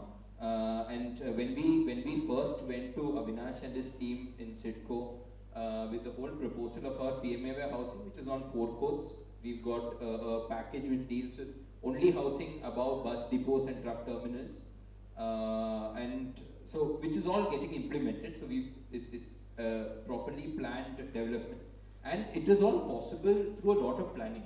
So, and it was possible. If you ask me, I've come out of this whole exercise with the CITCO transportation department. I've come out smarter. I went in much more naive, but the thing is, there is a lot of the fact that we can, the way we can use, and of course, Gajar sir and his team were also part of this exercise. So there is a lot that we can actually look at in terms of planning and developing nodes, and the fact that we are looking at an Andheri, a Bandra as a congested node, the Bandra station redevelopment, which is also something that is coming up. The Andheri station, Kurla station, all these are also going into development. The east-west connectivity has always been an issue in Mumbai. We end up crossing through under the railway track. So there is a lot of development potential in trying to link between the east and west. There is learnings that we can take from Navi Mumbai. They had the liberty of getting a head start in transport planning, but there are a lot of take-homes.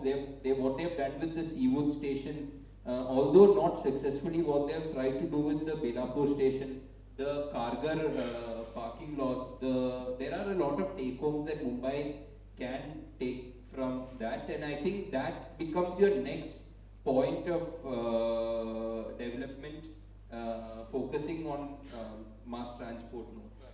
So before both these stalwarts they start talking about this transformation, I have a request to both of them. They need to assume that they are 18 years old, and within next 5 years they will be employed somewhere, and then what kind of transformation you want to see. Because whatever views we are hearing is from the age group of 35 to 45 or maybe 50, what the youngster who is at 18 right now thinks about this city once this transport network is built. Manoj bhai and Shashi bhai.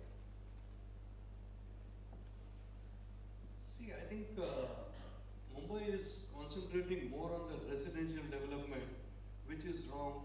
Any city, if they want to survive, you need to have a commercial development. There needs to be job opportunities.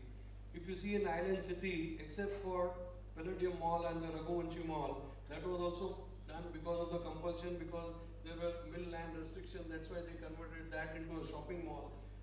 Island city land rates will not permit you to propose any mall. Any mall has not come up in last 10 years. You show me which mall has come. After the Subodh Kumar, that fungible issue has come in, you require a 12-meter wide walkway for a mall. You can't have a 1.5-meter passage if you are going to cater 50,000 people. So if I am going to count that into FSI, you are going to charge me a reckoner rate, no malls are going to come. So government needs to focus on commercial development where it needs to be absolutely affordable, like Hyderabad or Bangalore. Right now they are charging 60% of the reckoner rate, which is too high. You will not see any commercial building coming in Bandra because the land rate is 3 lakh rupees square meter. Who will construct any commercial building there?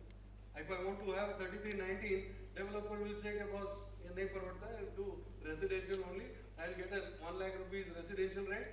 Commercial, I'll get only 40,000 rupees. So that is what the irony is. So if government is not, see, initially when Mumbai started, we had mill lands. So a lot of employment was being taken care of. We started with multiplexes. Government came up with an excellent proposal. Then the malls came in. But after 2012, we have stopped commercial development. Government has given incentive right now, 3319, but it is at a ready reckoner rate. Who will buy with that FSI? Because if it is not affordable, nobody is going to come forward. And I think we have from CBRE team also, any commercial development, if you don't see the top slab, no inquiries are there. And the developer is going to invest so much big money in the interest cost only, he will be finished. So these are all issues. See, in Thane, I think they have a wonderful arrangement where you pay 20% at the time of getting a Plinth CC, and all 80% is to be paid at the time of occupation. Okay, you give that incentive. Yeah?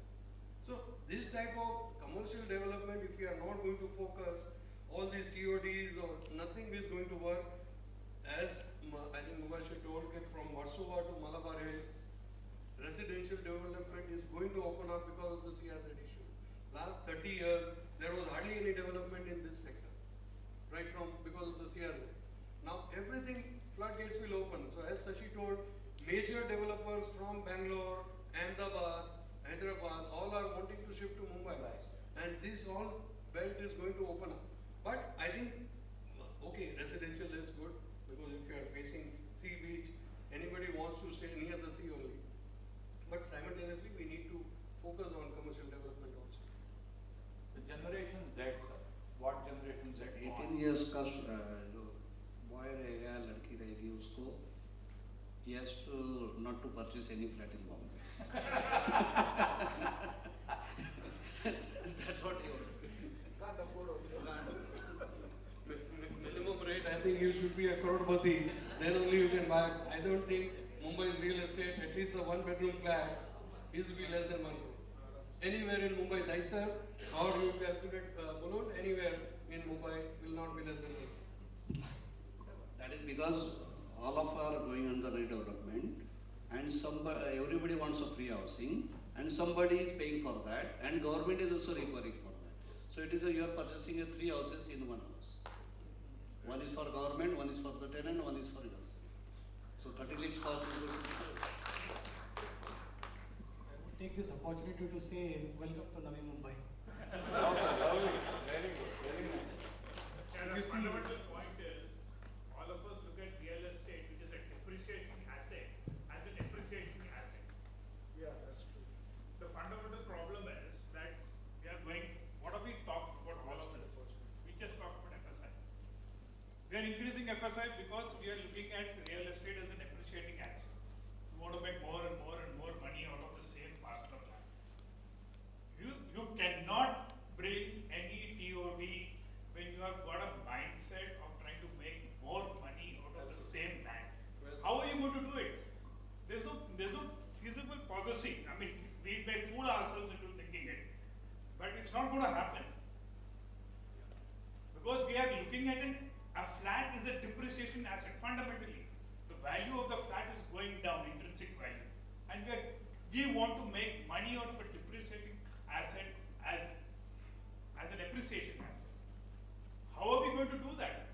The current model is we are all concentrating on an area of land which was developed 150 years ago.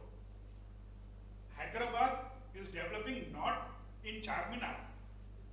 Hyderabad is not developing in Begumpet. I am from Hyderabad a little bit.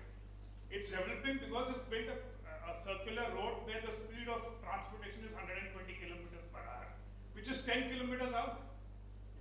But in Bombay, we want to do the same TOD in that same area, which has been populated for 150 years.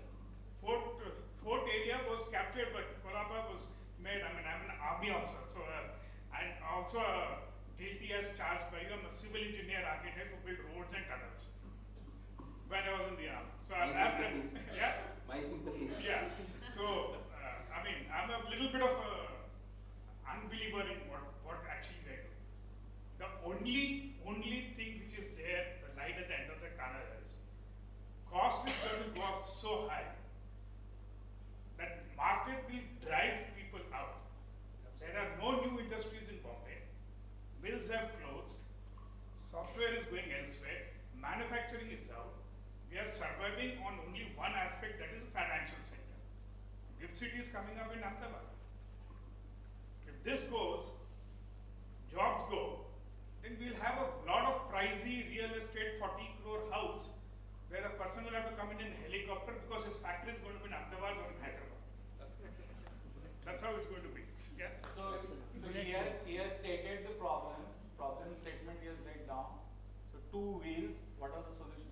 What is the solution to this problem? I mean, you are our 2 wheels, no? So tell what is the solution, what kind of transformation you want to see? If you ask me, I am a bit optimist. So my views are that any scarcity creates a premium. You reduce the land parcel and then the price will shoot up. So with this TOD policy and the premium FSI and whatever FSI advantages, redevelopment which is going to come up, this is going to increase the supply. And when the supply increases, we expect that the price will not fall but at least stabilize to a certain level, and the appreciation will not be in that proportion in which people will start thinking कि मेरा land है अभी 2 करोड़ का 10 करोड़ हो जाएगा, नहीं होगा 10 करोड़, 2 का 3 हो जाएगा 10 साल के बाद, उतना ही होगा. So this is something which I feel will happen to the South Mumbai area. And the connectivity, for example, Ulve or Uran at the moment MTHL is as good as Andheri. अगर आप south CST से निकलते हो, किसी गाड़ी drive कर रहे हो तो आप अंधेरी में उतने ही टाइम पहुंचेंगे, उतने टाइम में Uran पहुंचोगे. So for me, the development which was earlier focused only along the central and western line, now it has got another avenue, and which is on the mainland, and mainland is going to open up tremendous opportunities for growth. The third thing, just like MTHL, there is the multimodal corridor for which the tenders are now invited for construction. Now this is going to open up another 250 kilometers of stretch, which will be as good and easily accessible as via MTHL. So anything from Virar to Alibar, so that is that stretch which is being developed. This is going to create another opportunities for everybody. So with this tremendous supply and accessibility and metro connectivity, coupled with metro connectivity, because metro is something which is affordable. नहीं तो car लेके 500 रुपए का toll देके MTHL जाके आना is again a pinch. So if you have a metro, you will pay 40 rupees. It will be more easy to go and come back. So with this metro network, with TOD, with oversupply of FSI, we feel that South Mumbai will develop, but it will develop very slowly. The appreciation will particularly will be very slow. The other areas which are lagging behind will now start catching up, and that is where we will move towards the equilibrium. And as somebody said, he would love not to stay in BKC. He is forced to stay in BKC, but then he will start appreciating other areas where he will be more comfortable and a good accessibility. Thank you. Very optimistic. Avinash? Yeah, Lakshmi wants to say something. Bombay Trust land will also come. Yes, BPT will come. Correct. Yeah, go ahead. You want to add something? Yeah, go ahead. Sir, absolutely. Shabde very passionately you spoke on, and I'm one person who shifted from Bombay to Navi Mumbai, Palm Beach. But tragedy is the railway line. I still carry an AC pass. I come by public transport. There are no AC trains. Your 153 takes 1.5 to 2 hours, so many stops. I don't know why the trains are not starting and the platforms are there. Train stations are there and passengers are willing to pay. Today I saw Nerul Jetty, Free Press Journal, there's an article coming. 2 years, 3 to 4 months, Nerul Jetty is like, I go for a lovely walk every morning, see when it will come, when it will come. When New Bombay is a only city, I've traveled all over India. I'm not blaming anything. But I'm a fan of New Bombay. I've been writing about it since 30 years. It's a perfect city with infrastructure coming up. But it's not live infrastructure. You know, everyone's talking about residential, commercial, mall, shopping, but no one's spoken about education. Where will the schools come? You're talking of 5x population growth. New Bombay is prepared for that. So such a simple thing as air-conditioned trains, why don't you all start? Why don't you all start the water transport immediately when the facility is there? You know, and population will come when the runway is there, but the aircrafts are not being provided. It's as, you know, I shifted to Palm Beach, I see the sea right up to Kapparade, to Hiranandani, to Mathiran, I can see beautiful lifestyle. But my wife won't like. Itna travel mein, Vashi railway, this thing, bridge, how many years? I met Mr. Moparwal to see what speed are they doing it. Just a 2 kilometer thing, or 20 kilometers, got ready, faster than that. But a 2 kilometer, it's a congestion, it's a little basic thing, it's in your hands. If you can call, there was a first, New Bombay citizen first. Nothing happened. If some interaction happens between CIDCO, NMMC, and concerned citizens, you know, we just will like to interact with you on a common platform. Let's piecemeal solve this. It's the best city in India to live in. Thank you, sir. Thank you so much. But let's have some action, sir. What a wonderful thing. I've been attending the CTBUH seminars, and this is for the first time. I mean, I could see there is no difference between the people who are on the stage and who are come as delegates. Sir, so wonderful thoughts. I'm in real estate last 35 years. Everyone is talking down. Where will you get the schools? You mean to say people who will be coming to the city, migrating, they won't have kids? So where's the social infrastructure? We're talking about sustainable urban habitat. How can it sustain We it? are coming to that now. That is the last thing which we are going to talk now. Thank you. So this is to everyone. 2 minutes now. We are going to finish 2 questions coupled together.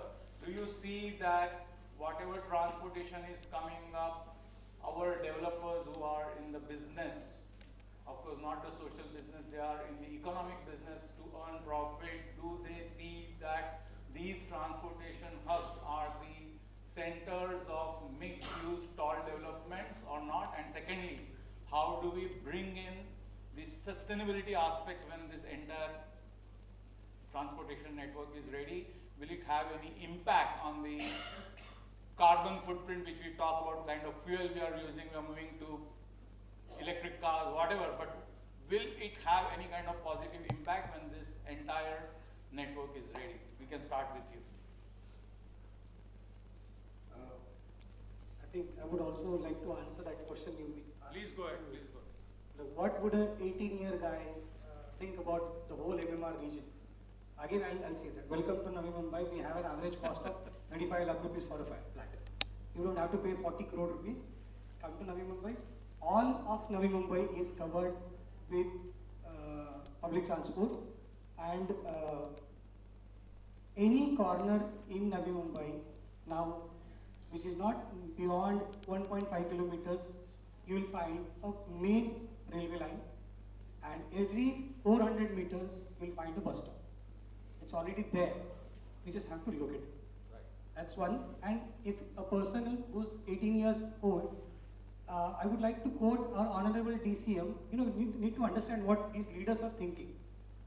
12th January, our Honorable DCM, Fadnavis sir, said, the vision is to cover whole of Mumbai in 1 hour. 59 minutes में car से कहीं भी पहुंचना है. Along with that, equally, the building 350 kilometers network of metro is happening. And what, like sir said, the equilibrium will come down when the development for commercial is there. And Navi Mumbai, what sir said, if you remember, the new data centers will come to 3rd Mumbai. So Navi Mumbai is ready. Already we are thinking of 3rd Mumbai, which is Naina and other areas. And if you can see at a single stage 2,000 hectares, 80 hectares of land available for commercial development. If you can look at NMSZ. Also, one more thing, if you know what is the budget of Aurangabad, yearly municipal corporation budget, 1700 crore rupees. We are spending 17,000 crore rupees on one bridge. Right? 12,000 crore rupees on coastal road. MTHL one bridge, 17,680 crore rupees. What? Like what Mubashir said, he doesn't want to live in BKC. Why would people come to Mumbai? Because we are looking at only that 150 crore Exactly. of land. Everybody wants to come to Mumbai. Why not create? We have 29 municipal corporations in Maharashtra. एक municipal corporation का budget 1000 से 1500 crore का. If companies go out and if they have been given equal opportunities, वो औरंगाबाद में रहने वाला बच्चा आएगा ही नहीं हमारे region में. Forget about my transformation is stop coming to Mumbai. So you have answered this question, transformation. Now I want you to pose these 2 questions again. Probably you must have forgotten. And do you see that this is heading towards tall mixed-use developments on these transportation nodes or not? And secondly, will these modern transportation networks really bring in the sustainability from the environmental point of view or not? I would answer this in only one word: yes. Okay. Thank you. Yeah, go ahead, Jitesh. I think there are 2 things to this, right? One is the construction technology, right? When you build tall, which technology you're going to use in order to make these tall buildings, right? If you are going with certain technologies, I'm not going to name the names, very popular in Hyderabad, they just pour concrete straight as a box and construct on top of it. That's not sustainable. That's not going to, it will be tall, but it's not going to be sustainable. So that way carbon footprint will go up, right? So there should be some technology more advanced, more sustainable in terms of construction as well for the tall buildings. CBC or meet the protocols as well, and people get away with it. So I think there should be some change in policy as well on that. The second thing is sustainability is not just buildings but also this increasing the walkability, increasing the people taking cycle to work. That is going to have a huge impact on carbon footprint because you're not emitting that much of the carbon which you would otherwise either sitting in the traffic. Imagine you're just doing one line, like one trip on a simple 15 kilometer an hour, 50-minute journey.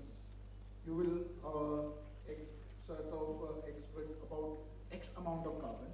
But in a city like this, sorry to interject, Jitesh. What I'm trying to, I'll give an example that assume yourself as a developer. Nowadays, 50-story building is nothing big in city of Mumbai. Let us say I give.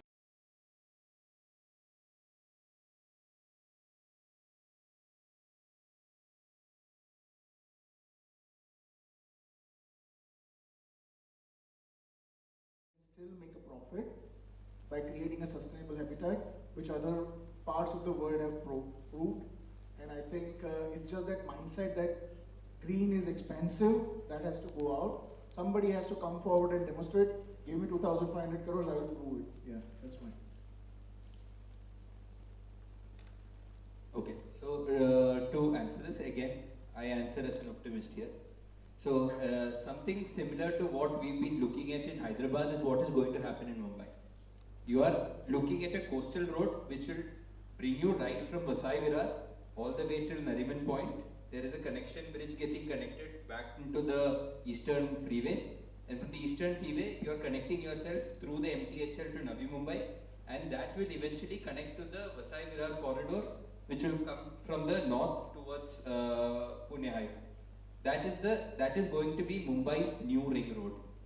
But you still have your only in that. No, I agree. You have to get out of there. No, but I don't agree to the fact that we need to get out of there. Yeah. I don't agree to the fact that we need to get out of there. You need to. So my point being, it is even more expensive to generate a city. We have an infrastructure here. We have a stormwater drain. We have existing roads. We've got a 20 to 30% ground coverage invested on making a road system. We have metros which is spent 1 lakh crores to build and connect. So we are already in a living, working ecosystem. How we can make that better is of course something that we can debate on. But to extend ourselves and keep on extending is something that we've had 44 new cities in India. But do we know the name of that 44 new cities? We still talk about Ahmedabad, Hyderabad, Bangalore, Chennai, or whichever are the mainstream cities. So our answer is not to make a new city thinking about whatever has happened, that is the past, let's correct it here.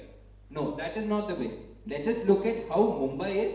It is a living, breathing soul. We are all part of that ecosystem. There is an avenue to make it better, and there is an equilibrium that can be achieved, and there is a larger picture which is all framing to ourselves into, and like how the Aishwarya sir also said some time back, let's give it 3 years. Let's give it 3 years. We are looking at it is going to take shape, it is going to knit itself. So I'll wait for 3 years to answer this question. If I'm part of one of these seminars, then you can debate me on this. I guarantee it will start in 2027 anyway. Yeah, go ahead, sir. I think he will address now whether he will construct that 2,500 crore building or not. See, I think we will be going up what Manhattan has done. The affluent people stay in Manhattan. The people who want affordable, who want sustainable living, they move to New Jersey. So I am also looking to this opportunity where, because of the Nhava Sheva bridge and all the transport system in place, I think MMR, Uran, Ulve, all these areas will develop, which will create affordable housing, which will create a sustainable housing, where younger people, they will be flourishing there, because there will be all the possible infrastructure. I know Mubashir, it will take time, but economy will generate, people will shift, because there will be new opportunities available. And in India, mark my words, the real estate which is between 8,000 and 10,000 per square feet, that will sell like hotcake, and it is not, there is lot of dearth of that much category of housing. Whatever you construct, that will sell definitely. Maybe Mumbai, after this, all this infrastructure is over, Island City particularly will be for affordable, affluent people who will be staying in those houses. But mass housing will happen in MMR and surrounding areas of Mumbai. That's what I feel. As far as Bombay is concerned, development is happening. Now we should wait only for transportation, transport orientation, and follow the sustainability. So we'll have to wait for 3 to 4 years. You invest in Bombay, you will get good returns after that transportation facility is in place. If you give me 2,500 crores, I would not do it in Mumbai. I'll do it in suburbs. Thank you. I'll do it in suburbs where I was looking for this answer. Yes. So, yeah. Am I? Yeah, go ahead, please. So yeah, Shabde sir, I'm a citizen of Navi Mumbai. And also sir, you quoted Manhattan and also quoted Netherlands where Amsterdam is, giving 5% raise when you use the cycle. I want to hear from Shabde sir and of course, it's okay. Shabde sir and of course Rajesh sir, that how would you look Navi Mumbai in future? Is it Manhattan that we are looking at or Amsterdam that we are looking at? So that we have to if you're talking about sustainability. Or you're looking at a New York, New Jersey kind of. Yeah, maybe. The architect in the house, I think I want that question to answer from you and Shabde sir. I would predict a New Jersey kind of development where it will be absolutely sustainable and affordable too.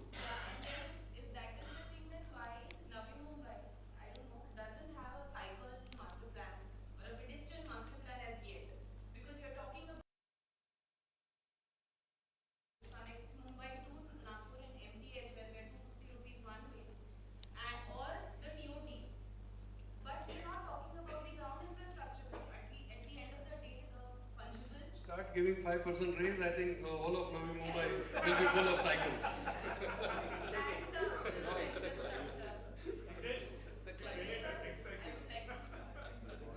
Yeah, in fact, when we were traveling from Navi Mumbai to this place, we had a good discussion about cycling infrastructure. I myself used to bicycle from Kharghar to Belapur. This is my office. No, it's not a civil engineering project. Cycle track is not a civil engineering. It's about attitude.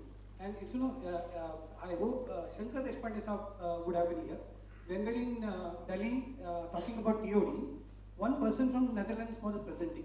And he talked about not TOD, he talked about transit-oriented mindset. Cycling is not, like Sir said, there is already a bicycle track in BKC. And when I was presenting the bicycle track or promoting a bicycle track in Kharghar, a very senior official from government said, "Ki wo kya kar rahe ho, galat kar rahe ho aap? मैंने BKC में cycle track कर रखा है, it's a failure project." So the problem of having a cycle track in BKC is people come, like very few people afford to live in BKC. Otherwise, BKC is what? It's a commercial area. कोई banker अपने घर से कंधे पे cycle उठा के तो शायद BKC में साइकिल नहीं लगाएगा ना.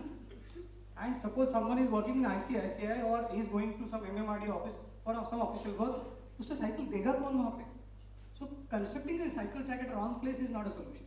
So what we think of having it, Kharghar is the best place to start having cycle tracks. But अगर government cycle track बनाती है, तो hall में कोई भी, just because I have built a bicycle track, will you buy a bicycle for 15,000 rupees? No. So the solution would be as an ecosystem. We bring in public bicycle sharing system like Yulu. You have seen in Navi Mumbai. It grows slowly. First the PBS will come. 10 रुपए में cycle दो. Cycle track पहले ऐसे जगह बनाओ जहाँ पे safe रहे. Take youth with you. Create a cycling attitude first, and then slowly it will come slowly, but it will take time.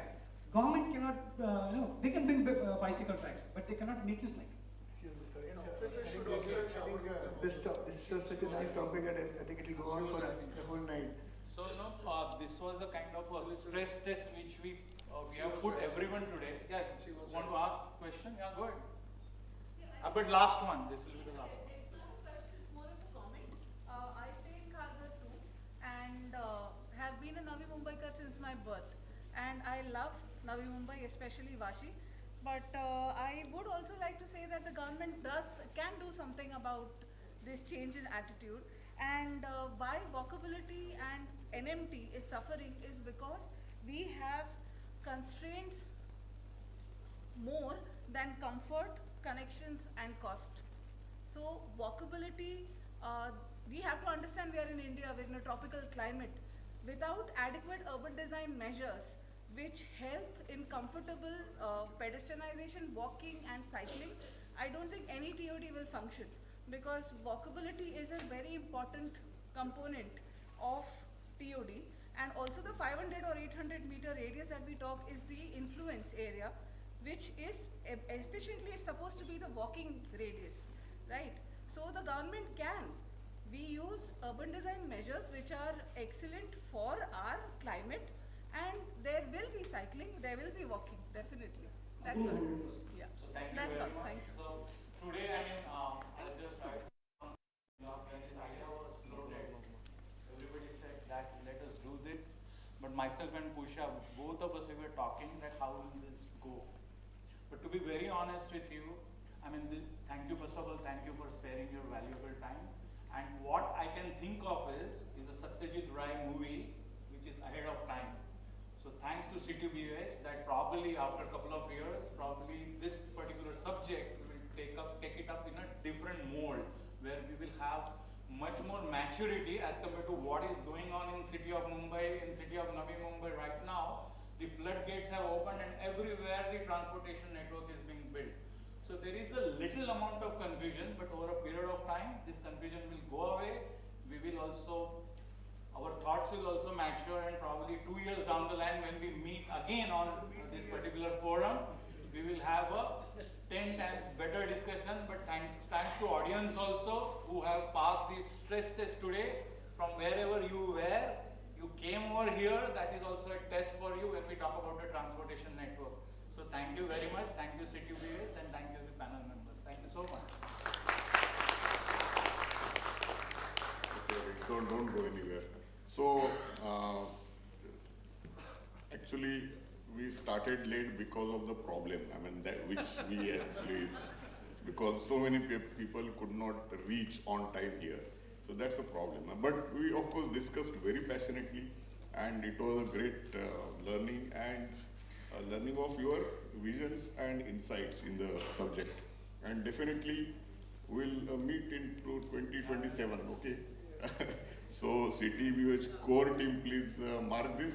And then by that time we would also have experienced all the developments that are going on right now. So Rajesh, Shashi, Manojji and Mubashir, Jitesh and Avinash, thank you very much. And audience, thank you for your patience, but I think you are definitely going to take something with you with all this passionate discussion.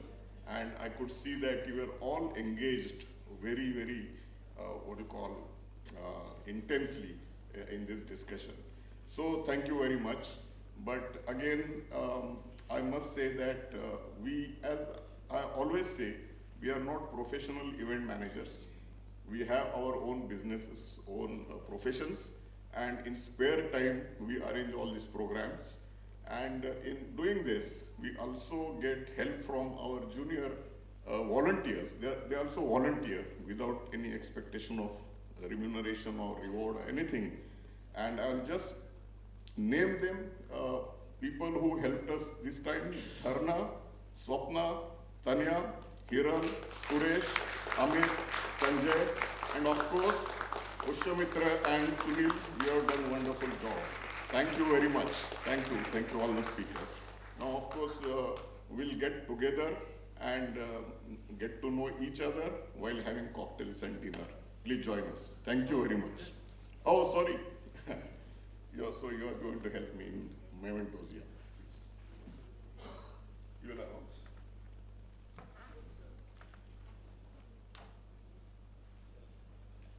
So we just have a small memento of acknowledgement for all our panelists. So I would request Girish sir to present everyone with it. Avinash Sabde sir.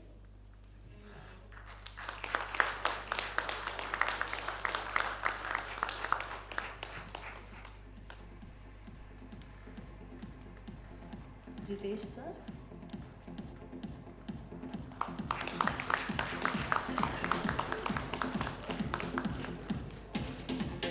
Mubashir sir.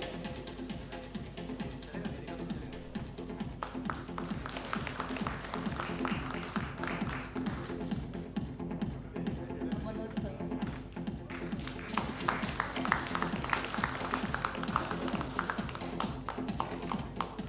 Shashi sir.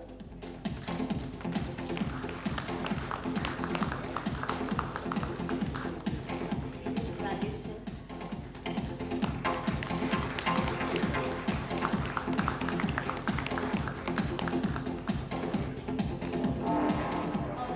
We also have a small token for our moderators for today's evening, Pushamitra sir and Sunil sir. Can I welcome you on stage?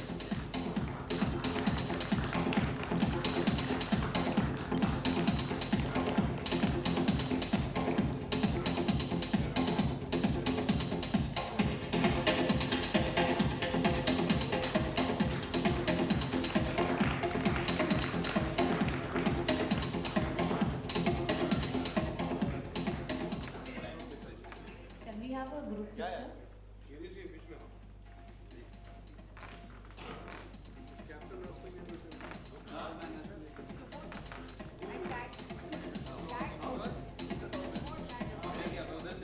Can the core team members also come on stage?